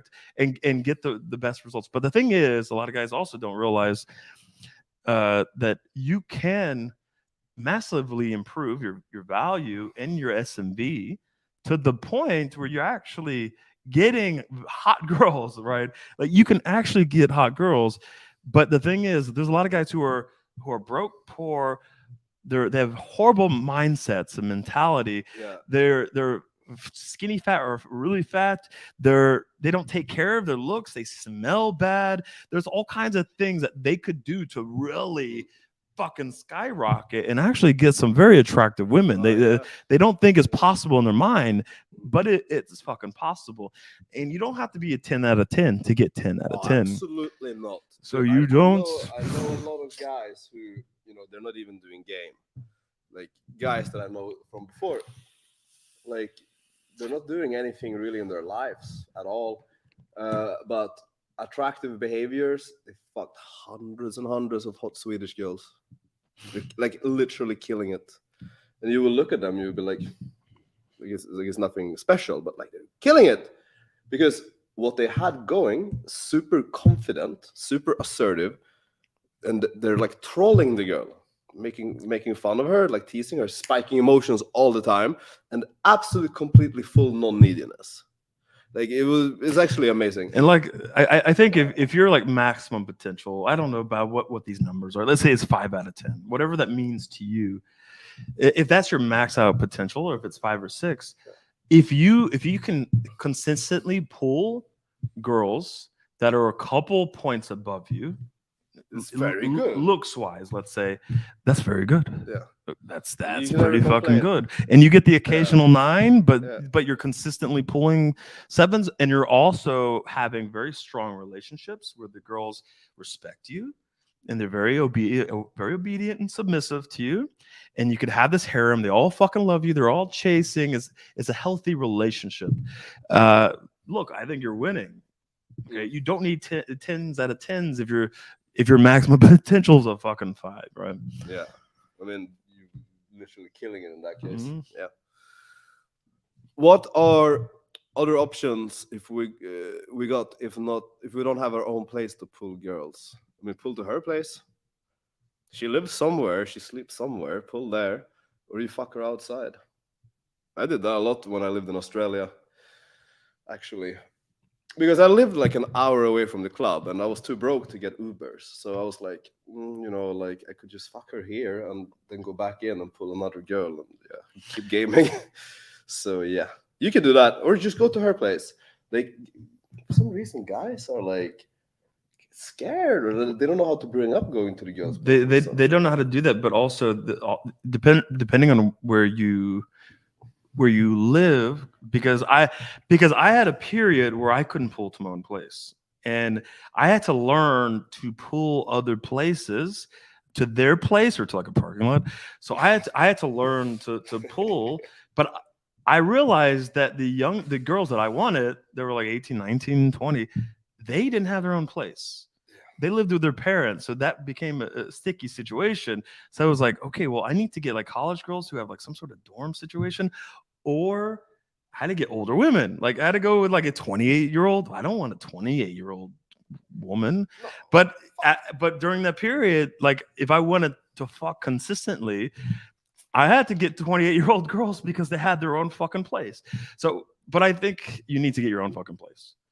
And we have these situations where guys are just really resistant to getting their own place because they're like, I'm saving money, or I would be broke if I had. It's like, you know what?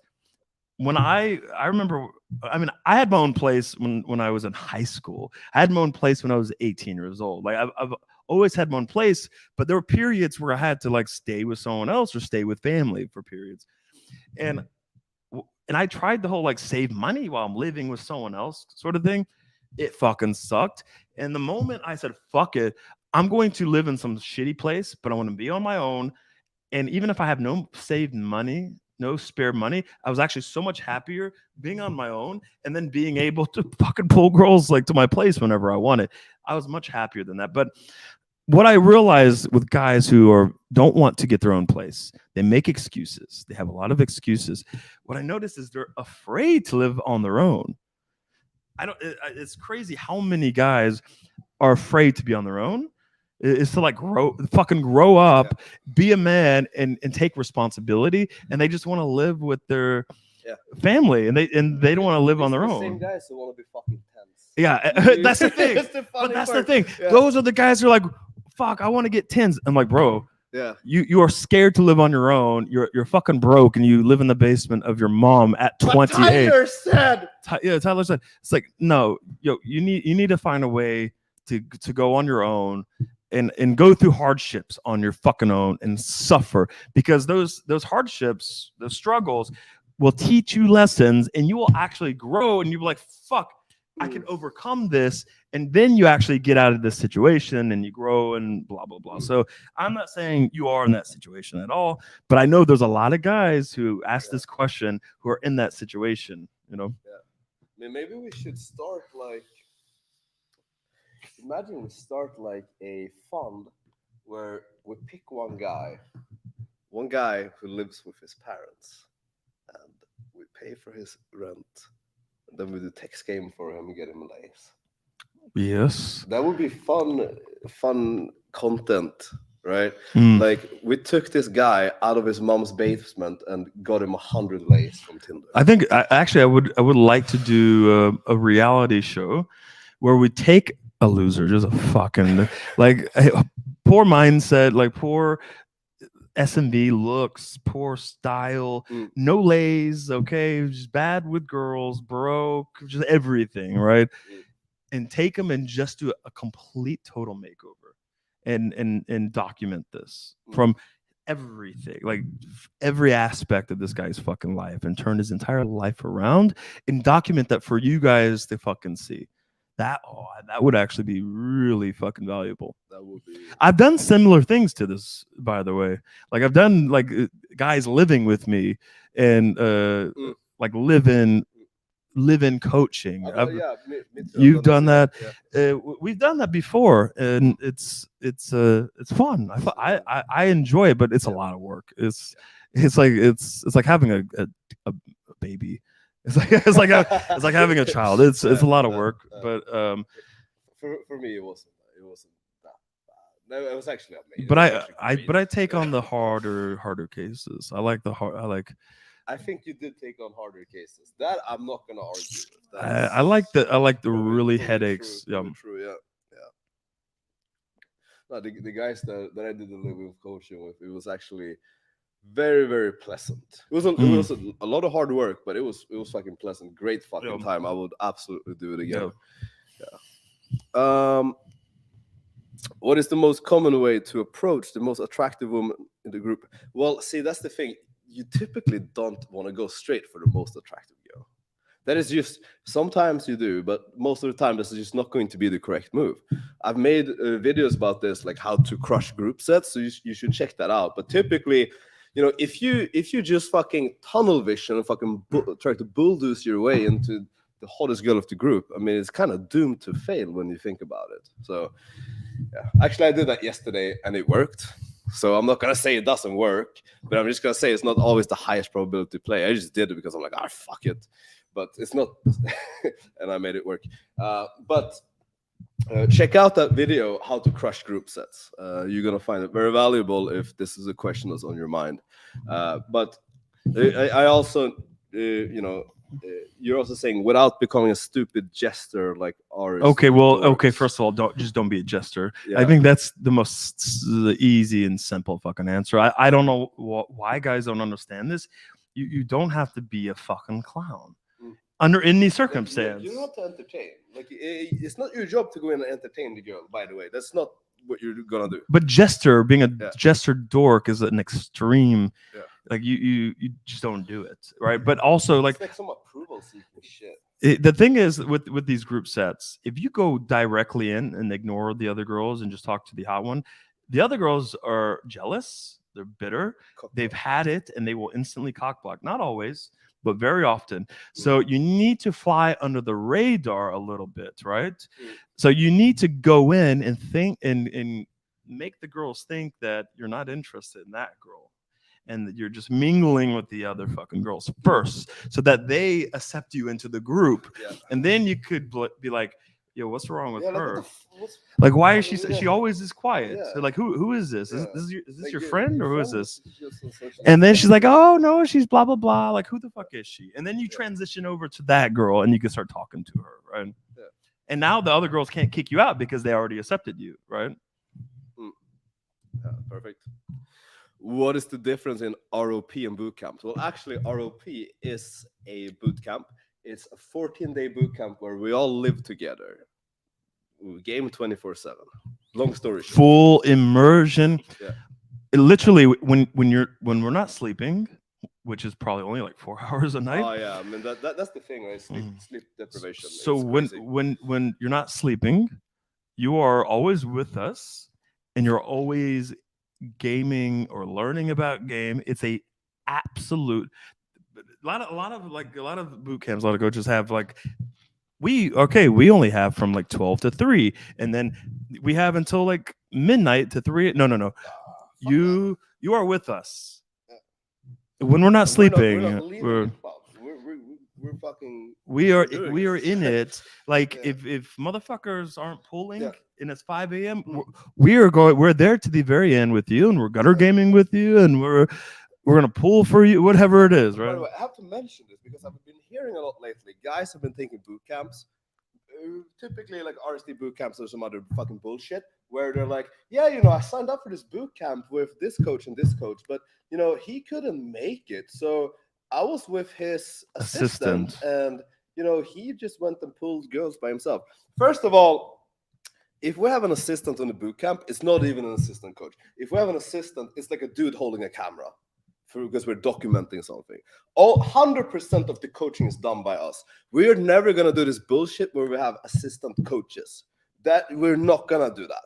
We do this ourselves. We're not gonna give you some second-hand fucking B-level coaching. We're gonna do all of it.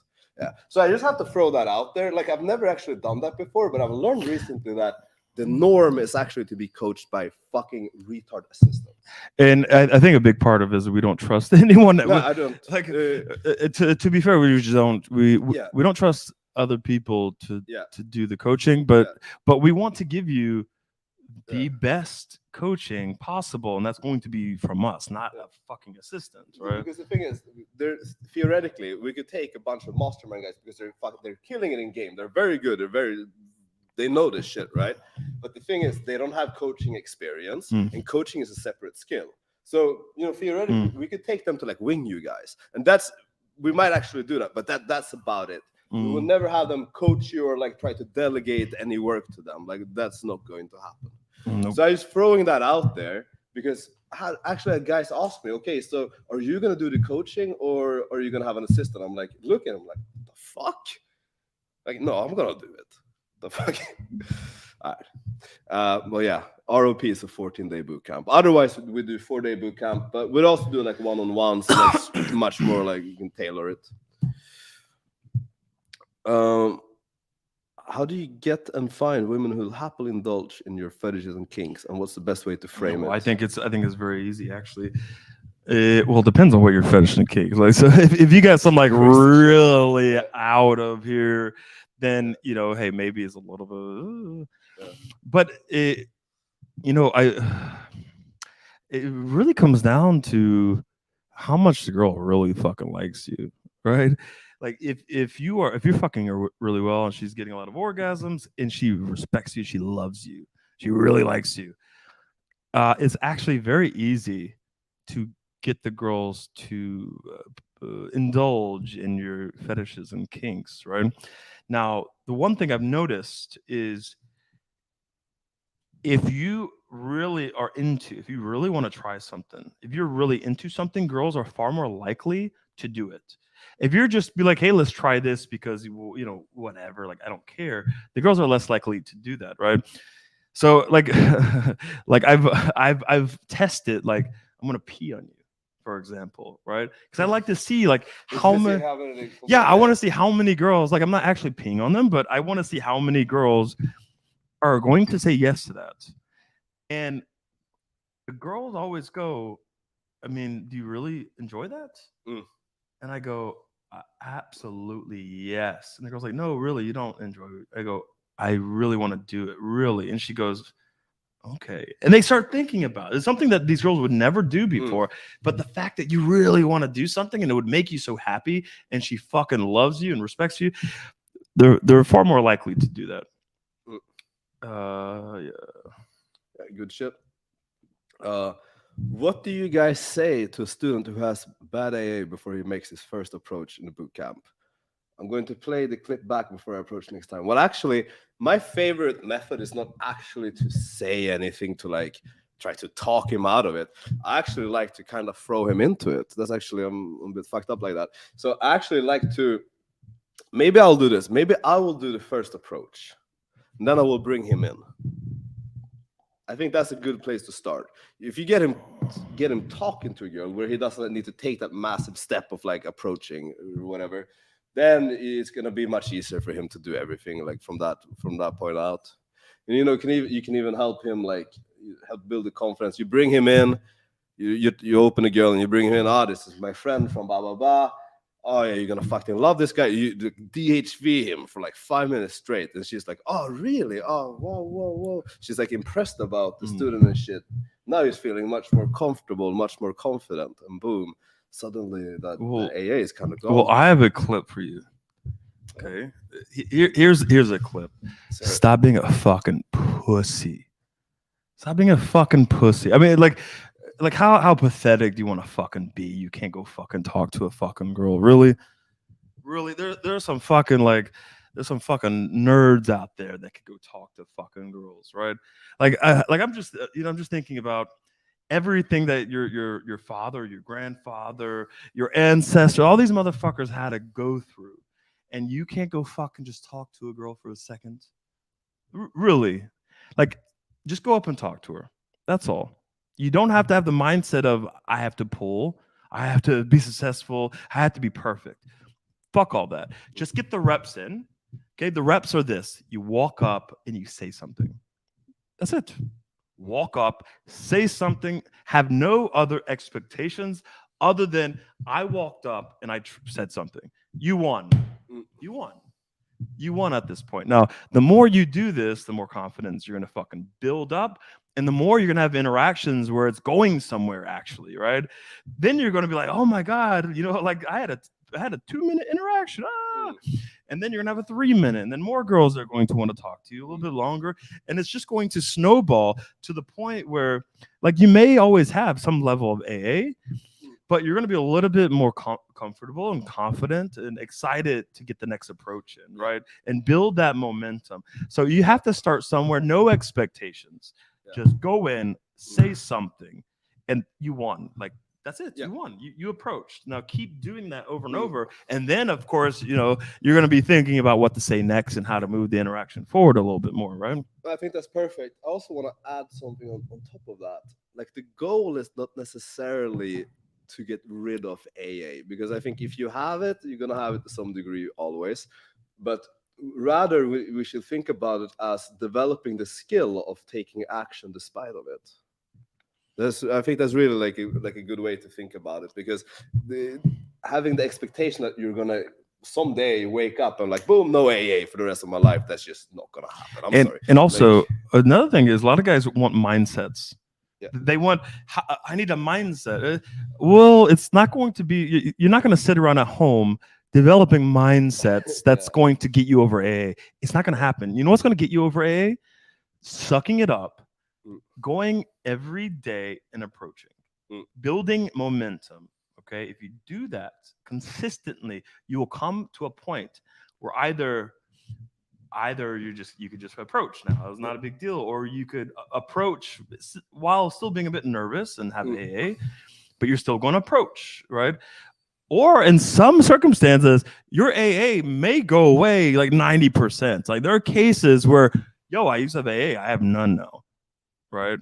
So either one of those is fine, but you need to build the reps. You need to build the momentum. And you're not gonna sit around having mindsets and get over your fucking AA. You need to go outside and fucking do something. Yeah. Period. That's it. Yeah, the guys are trying to fucking, I don't know. They're trying to get all they the read theory and then they go. Yeah, out. exactly. It's the other way around. Like, you go out first and then you're like, oh fuck, this happened, and then you go into theory. But the guys try to do the other way around.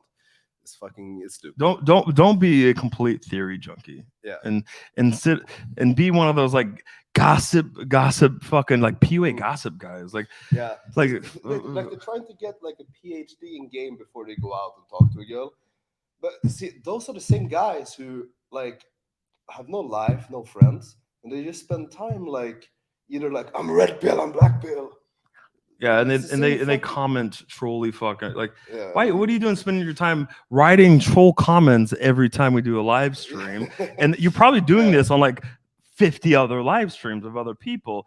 It's like, well, you should spend your fucking time off the fucking computer and go outside and interact with fucking people. Like, you can't spend all your time writing useless trolling comments and actually like progress and develop any kind of meaningful fucking skill or experience. You know what the funny thing is? If they just went on Tinder and they started trolling the girls there, I think they would actually get some lace. Yeah, maybe you'll get some pussy that way. You would actually get some lace if you said the same shit you said in the chat. Yeah. You find some girl who loves being degraded. Done. Girl, I've been saying for some time, ask for exclusivity. I do agree, out of abundance. Okay, but still displayed fuckboyish behaviors. Then had a call with her where I said, all right, made her qualify, and I said, you deserve my attention. there is some material for seriousness. Is this still a good frame? What do you think? Like, Wait, I what? don't really understand. Like, this is confusing. Ask for I do agree at abundance, but still display. So he's saying like he didn't agree because she's his only option. He's like, I had plenty of options, but I picked her. That's what he's saying basically. But still displayed fuck. Nah, it's not a good frame. It's not a good frame at all, Vash, because you gave in, and she, the fact her like pushing for being exclusive. She knew that to a degree you didn't really have the how should I put it, the abundance. She knew that you weren't actually a fuckboy. Let's be real. Like, you displayed some fuckboyish behaviors, and maybe she likes that, but she's not really fearful of your options. Okay, if she's like pushing for this, and you feel the need. You feel the need to agree with her, and you're just making up excuses. Like, I don't think she's buying it at all. Like, you making her qualify, and you I don't know, whatever you did to make her qualify, but at the end she's like, okay, blah blah blah, okay, qualify, and you agreed. Like, she's not buying it at all. So I would say no, it's not a good frame, because you gave in. It's that simple. You don't want to be exclusive. You don't want to. And don't say you do. And don't say, maybe I do, actually. No, you don't. There's a lot of guys that are in this situation. I've had so many students and members in this situation, and they give in like this. And I go, but bro, you don't want to be exclusive. And they go, no, but I think I do. I want to try it. It's like, no, you don't want to be exclusive. That's so true. They always say, yeah, but I want to try it. No, That's always say that. This is a horrible frame to enter a relationship with, and it's going to crash horribly. Don't waste your time. If you want to keep your balls, right now, okay, and feel good about yourself for a moment, end it right now. Tell her, I don't want to be exclusive. Actually, I'm really sorry. I want to have other women, and that's the way it's going to be. And there's no conversation about this. Do that. She's either going to say, okay, I agree, or she's going to say, no, I'm not agreeing. You say, okay, it was nice talking to you. Bye-bye. And go on and actually develop the skills so that you can have options. You have abundance. You do not want to start any relationship, any serious exclusive relationships, if you don't have options. You don't have options and the skills to have options. Do not enter a relationship under that frame ever. It's going to be horrible. The girl knows it. It's going to be very bad for you. Don't do it. Period. You know what? I think this is a good test, right? If he's not able to do what you just told him to, that is a clear sign he does not have abundance. Exactly. It's a very good test. But he's scared. He's scared. I'm not sure I understand. Oh, sure. She doesn't. Sarah doesn't understand. Yeah, she doesn't. Yeah, this is like she's pretending like, oh, I don't know what's going on. She knows exactly. She's a girl. She knows this tactic, right? She knows. Kostya. I'm seeing a girl casual, lives an hour away, can only come on the weekends. With summer coming, I don't want to waste time on the weekends and want to go game as much as possible. Bro, I think this is absolutely the right thing to do. I mean, I think you answered the question yourself. I mean, to be honest, but I think you're asking for confirmation, right? Yeah, I mean, you're already thinking it. Yeah, but I think guys also go to an extreme in this situation. Now, me telling the other guy to break it off, I know he's not going to do it. That's the thing. I'm challenging him and giving him an opportunity to keep his balls, to walk away. Yes, okay, he lost his only pussy, but at least he could feel proud of himself that he did the right thing and he could remain a fucking man for this moment. That's a challenge, and I'm sorry, Vash, I don't think you're going to follow through. Like, most guys don't. Now, at some point, they come back and they go, you know what, fuck, you're right. I should have. I just wasted a year and a half. I have guys come back a year and a half, and they go, I should have listened to you. I wasted a year and a half, and I'm broken right now. So you'll come back a year and a half. That's fine. We'll see you then, Vash. We'll see you in a year and a half, but you won't listen to my advice. It's just the way it is. We'll send you the StreamYard link. Yes. Yeah, so, we'll get you on. But Constantine, he knows he should break this up, but I think breaking it off is maybe an extreme. just be like, I'm busy. Yeah, like I'm gaming this weekend. Yeah, Constantine, all you need to do is to be like, have a busy summer. Yeah. And she may complain, or she may just like disappear or break up with you. Who cares? But also, you're seeing her casually, so chances are that she might not. Yeah, Might be completely fine with it. It's casual. probably. It's too casual. You're busy this summer. Get over it. I like you don't have to like break it off. That could be dramatic. Like sit her down. Like, Yes, we're having a casual thing. I only see you once a week, and because you live an hour away, let me sit you down and have this like serious breakup. Like you don't need to do that. Just tell her you're fucking busy this summer. Maybe see her once or whatever, and go game. Like fuck, dude. Like, have you actually ever broken it off with a casual girl? Like, I don't think I ever have. No, I've never had to like have to sit down, but maybe if it's a girl that I've been casually seeing for like 4 years, okay, then it's like, you know what, she's super hooked on me, and she thinks there's a chance in the future that there will be something, and I'm like, all right, you're getting kind of old. Out of respect, because I care about you, you should stop talking to me, please, and go try to find some other guys where you can actually start a family. You're getting kind of old. So that's out of respect. But I've never had to, like, we've been seeing each other for an hour a week for like 3 weeks. I'm gonna sit you down and break up. I just go do stuff, and I just forget about the girl. Like, maybe guys just want the drama or something. Yeah, I think there's something there. Yeah.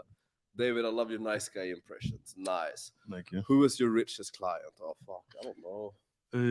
There's some. I mean, we can't drop names. Yeah, Like, we can't do that. well, that's the problem. We can't, because those guys are very discreet. Like, you know, they're. So there's some baller motherfuckers. Yeah, there's CEOs of some very big, large companies, listed companies and stuff. In the news, and there's some baller guys. Very baller, very baller. What do you think of routine-based game? Jumping from routine to routine lets me move the interaction forward. If it works, it works. I agree. If it works, it works. I think if you're able to do it in a way where you don't sound like a robot, have fun. I mean, that because that's the problem, right? The problem that guys will have when they're running super routine-based game. I love routines. Like, I have nothing against them at all. I think they're great, especially like as training wheels. I think they're great. What I will say is, some routines, it's going to be good if you're able to adjust the routines depending on the specific context. So there could be some aspects of a routine that you have to change up. If you're reciting the routines word for word, then chances are it's going to be uncalibrated most of the time. But if you're able to take the principles of the routine and you can actually like adjust the verbals and the framing, and you can plug it into this interaction, I think that's almost actually. I will go ahead and say that is basically optimal if you're able to do that. And you're able to do that with delivery that sounds smooth. It doesn't sound scripted. In my head, that is basically like optimal. Like, pretty much. What do you think? Yeah, I mean, I think once you become very, very good at this routine-based game, you're going to have to think more about the principles and moving into a more natural game, right? So that like absolute optimal game is not going to be routine based. It's going to start off routine based, right?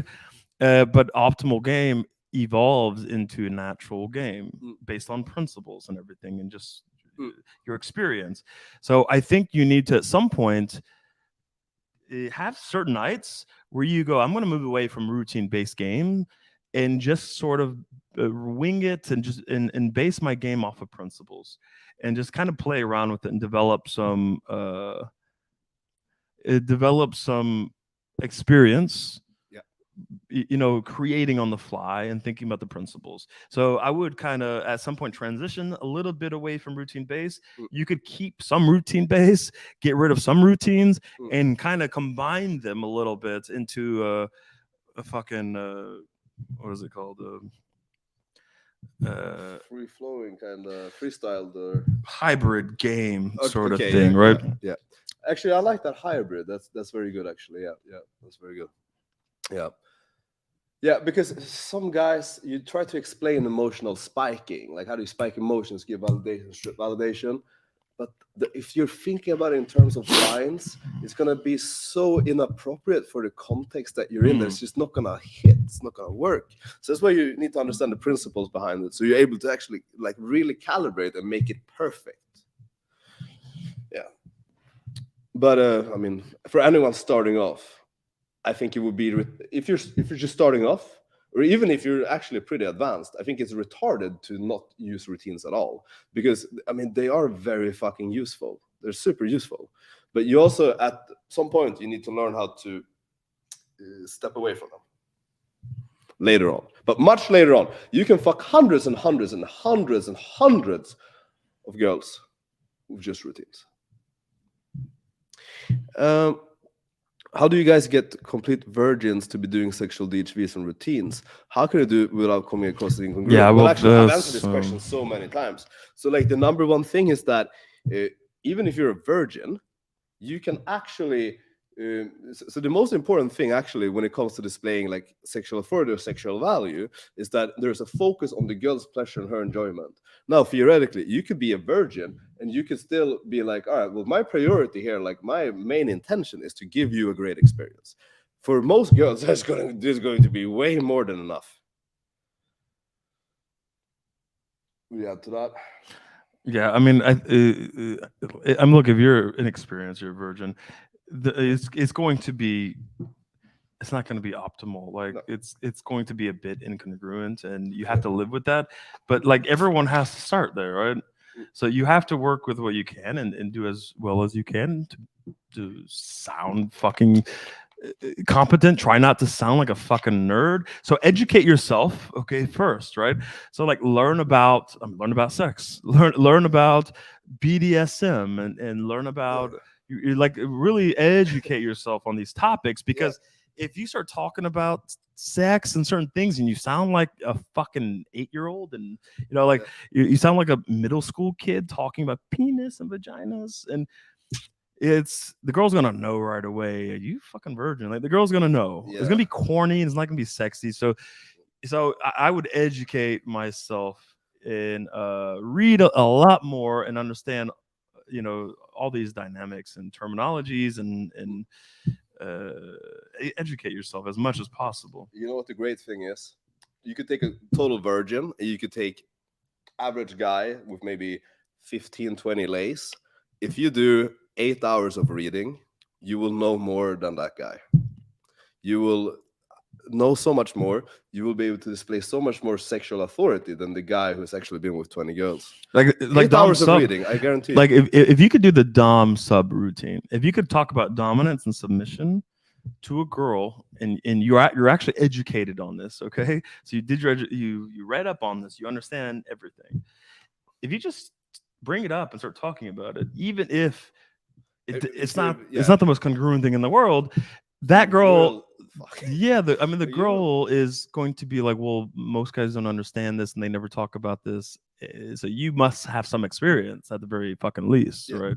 So you're already better than the average fucking guy in that regard. Have you guys? You asked the same question last stream, I think.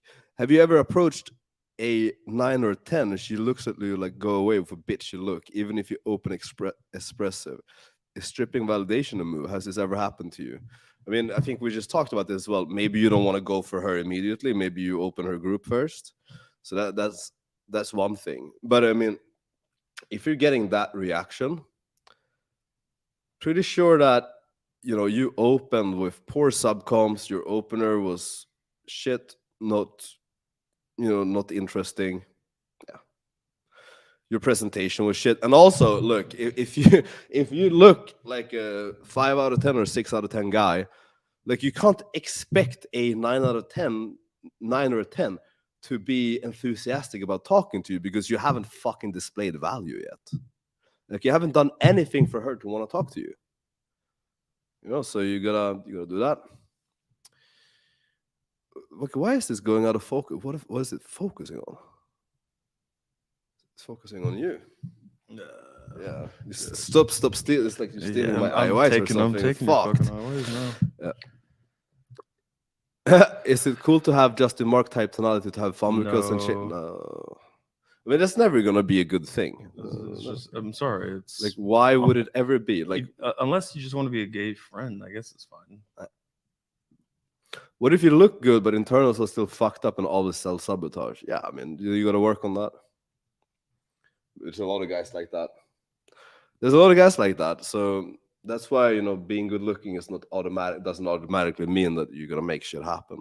Actually, you see a lot of very good looking guys fucking it up a lot. Some guys really struggle to wrap their head around that. Interestingly, you can be a virgin and be very dominant. Yes, there's a ton of like Muslim guys who are actually virgins.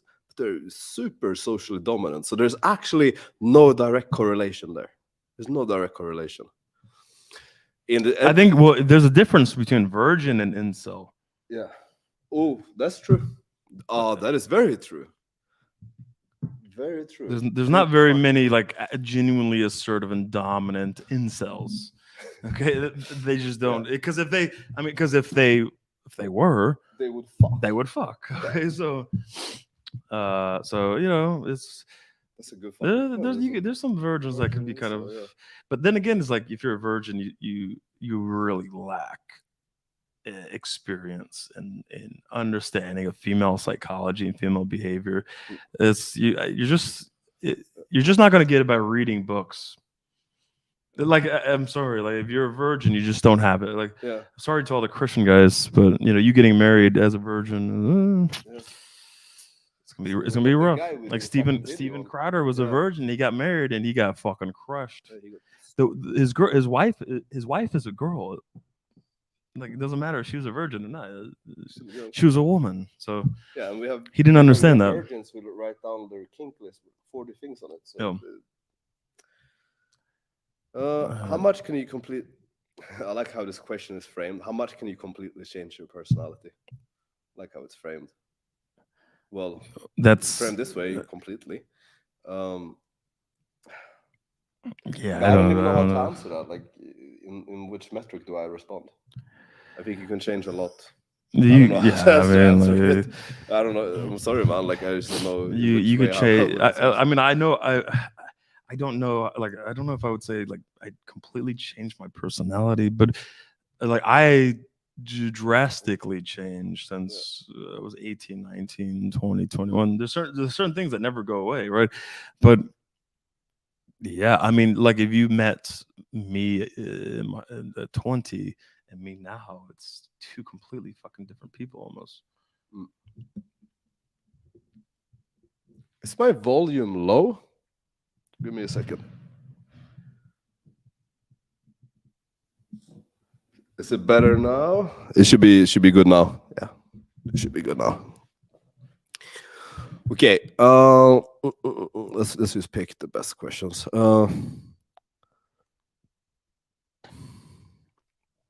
Nah, this seems annoying. I think 5 to 10 minutes day game sets usually end up flaking, but do you guys always suggest going for instant dates to make solid, or 5-10 minutes could be? Look, some of the most solid interactions I ever had was like 1 or 2 minutes. Like, I don't think. See, you guys talk a lot about time. Like, hey, after 2 minutes, can I transition to sexualize? Hey, after 5 to 10 minutes, is it solid? It depends what happened during those 5 or 10 minutes, because some guys, they will be like, oh, I'm getting investment. Like, oh, tell me about your childhood trauma, but that doesn't make it solid. Like, what makes it solid is like, if we imagine like a spectrum, right? A spectrum. This is the girl, she just talked to you, not that much interest. Here, boom, she wants to fuck you. It's that simple. She doesn't want to fuck you yet. Here, boom, she wants to fuck you. The further you can move towards her wanting to fuck you, the more solid it is. Yeah, I mean, a lot of guys think that if I keep the girl in front of me as long as possible, I'm getting investment. Wow, if I got 10 minutes. Who gives a fuck? Yeah. Who gives a fuck? Like, guys think like if I keep the girl in front of me, no matter the content, if I keep the girl in front of me, that's improving your chances at getting a date or fucking. It's not true. It's straight up not fucking true. Sometimes just doing quick 30-second interactions are actually better than staying in for fucking 10 minutes, right? Like, I played around with this like before, like I joined all all this before I started coaching and everything. Mm. Like I would test doing very quick day game interactions, and I would do longer ones. And I wanted to see like which one is best, right? Mm. And I just found if I go in and bam, and I just have like great energy, and I'm very assertive, and I spike the girl's emotion, and she laughs, and I go boom, boom, boom, and then I leave it at a very high point, and I bounce out. Yeah, Those are the interactions that do the best. it's like right? the strongest impression. It's the strongest impression. Yeah. So I'm like, fuck, I just go in and go ba ba ha, and I go, hey, what's your number? I gotta get going. And I always go, hey, I gotta leave. I'm sorry. Get the number, and I bounce. That was like my go-to. Like before I joined all this shit, that was my go-to. Just quick interactions. Get the number. Those are solid as fuck. And those were the most fucking solid ones. Yeah. Obviously, if you run just absolute amazing solid game for 10 minutes straight, then that's maybe that's better. Yeah. Maybe that's it's equal. Who knows? Would it be accurate to say that there are two main things you aim for in your interactions? Once starting to sexualize, get into dominance, stage fear, get into orgasms. Yeah. I mean, that is accurate, but I feel like if there's anything that you should make a priority or a goal is to figure out what she's into. That is like really the main thing. So, I mean,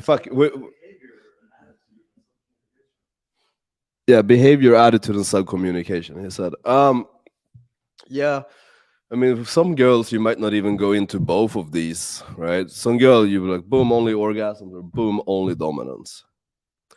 But yeah, I mean, if you do what you're saying, then like you can't really go wrong. But I think the more accurate way to think about it is figuring out what she's into. That's like the main goal, right? Because otherwise, you don't know what you're gonna lead with. By the way, clips can only be 60 seconds for shorts. Okay, yeah, we'll figure it out. After sex, do you jump into the bed with the girl and cuddle with the girl right away? I mean, you have to read the situation. Some girls aren't that into cuddling. Other girls are, and yeah, I mean, but typically, like, yes, you can typically. What's up, UMP? What's your favorite places to game in the suburb, where it's more family-oriented or conservative? I mean, I can't really say that I've ever gamed in a suburb. Like, not really. Maybe when David gets back, he could probably give a better answer to that, because I know he has. Bro, I just can't be dominant in real life. It's coming off weird and faking. Should I just spam doing it, or I did something wrong? Get in the mastermind and we can talk about it. Like, how am I gonna know if you did something wrong if you're not telling me what you have done? Like, I'm good, but I'm not a psychic. If you get in the mastermind, you get on one of the coaching calls, I can tell you. Like, I can tell you down to the fucking detail what you did wrong, but I can't sit here and do guesswork and like, tell you what you did wrong without you giving any context. He's saying he can't be dominant in real life. He coming across weird and faking. Should have just spammed it. I mean, you're gonna have to go through that period, right? It's just what it is. Like, I mean, even when I was learning to be a lot more assertive and dominant and blah blah blah, there's just a stage where it feels fucking weird. It feels fake. It's a little bit uncalibrated. The girls are not really respecting it. They don't think it's real. So you're going to have to go through that stage. I would really think about like what it is to be like genuinely fucking dominant. Like, what is it? Like, what are all these traits? Like, what does it look like? And you could try to kind of emulate some of the behaviors from other fucking guys, but I would really think about like, what is it? Because a lot of guys don't understand like what it is to be dominant or assertive. So I think it would be good to like really start thinking about this. Oh fuck. Yeah, I mean, yeah, that's just we'll talk about it in the mastermind. Yeah. It's a long fucking. But also, Marcus Wolf did a whole fucking video about this. So if you go to the videos and look at how to be more dominant, he explains this very fucking clearly. But to answer your question, yes, you're gonna have to get reps in. You're gonna have to gain experience. It's that simple, right? And it's going to, after a while, after learning a little bit more and gaining more experience, it's going to come off a little less weird. It's going to come off a little bit more genuine over time, right? But without getting the reps in, getting the experience, like you can only get so fucking good at anything, okay, if you're not putting the reps in. So the one thing you do have to do is get the fucking reps in consistently as well, by the way. Okay, you can't just get reps in one day and then take a fucking 5-month break. You have to get reps in as frequent as fucking possible. Let's see.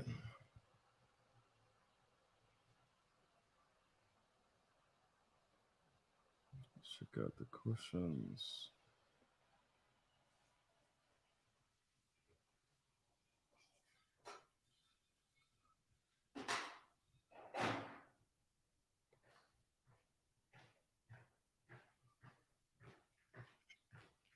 Okay, I have to go to work. Yeah. To work out. Yeah. Me too. Yeah. Let's see where we. Alex, use your line. Let's hold eye contact for 10 seconds to a girl in the club. She started doing it, but then I looked away. Oh, that's not good. Yeah, she walked away immediately. I have some serious work to do. Yeah, man. I mean, work on it. Yeah. I mean, I think that's gonna resolve itself pretty quick, to be honest. How do you determine calibrate when texting with hot popular chicks who ask you questions back but don't seem very interested? DHV. It's DHV. Like, don't overthink it. DHV. Yeah. Yeah. DHV spike emotions. Yeah. Long story short. All right, guys. If you've ever had black clients before, what would you recommend to focus on? This might sound like a joke. You know what I'm gonna say. This might sound like a joke, but you should absolutely find a way to talk about BBC. That is the best thing you could do. That alone, if you manage to bring up BBC in a calibrated way, you will fuck so much. That's it. All right, guys, we're gonna call it here. Thank you, everyone, for joining. Actually, I liked it. I think I like the tone of this comment. I don't understand why you are one of the most undervalued dating companies when you are ahead of the lane competition. By the way, I'm sharing your contents with my friends. Actually, thank you very much. I appreciate that. I mean, I think one reason why that is because we haven't had much time to actually do like YouTube content. We've been busy actually being out and pulling every single day and coaching every day. We just haven't had the time to sit in front of a fucking camera. I can guarantee you, the guys who are sitting in front of a camera 24/7, just shitting out content, they're not living it. Because there's no way you can do both and actually have time for it. All right. Thank you very much for the comment. I appreciate it. See you guys soon. Peace out. Join the mastermind, 2 weeks free. Link in the comment. I'll link in the comments. I'll put it there. It is umpuniversity.com/free trial. 2 weeks free. Join or all right. Join or incel. That's 10 out of 10 text game. Okay. All right. Peace out, guys. See ya.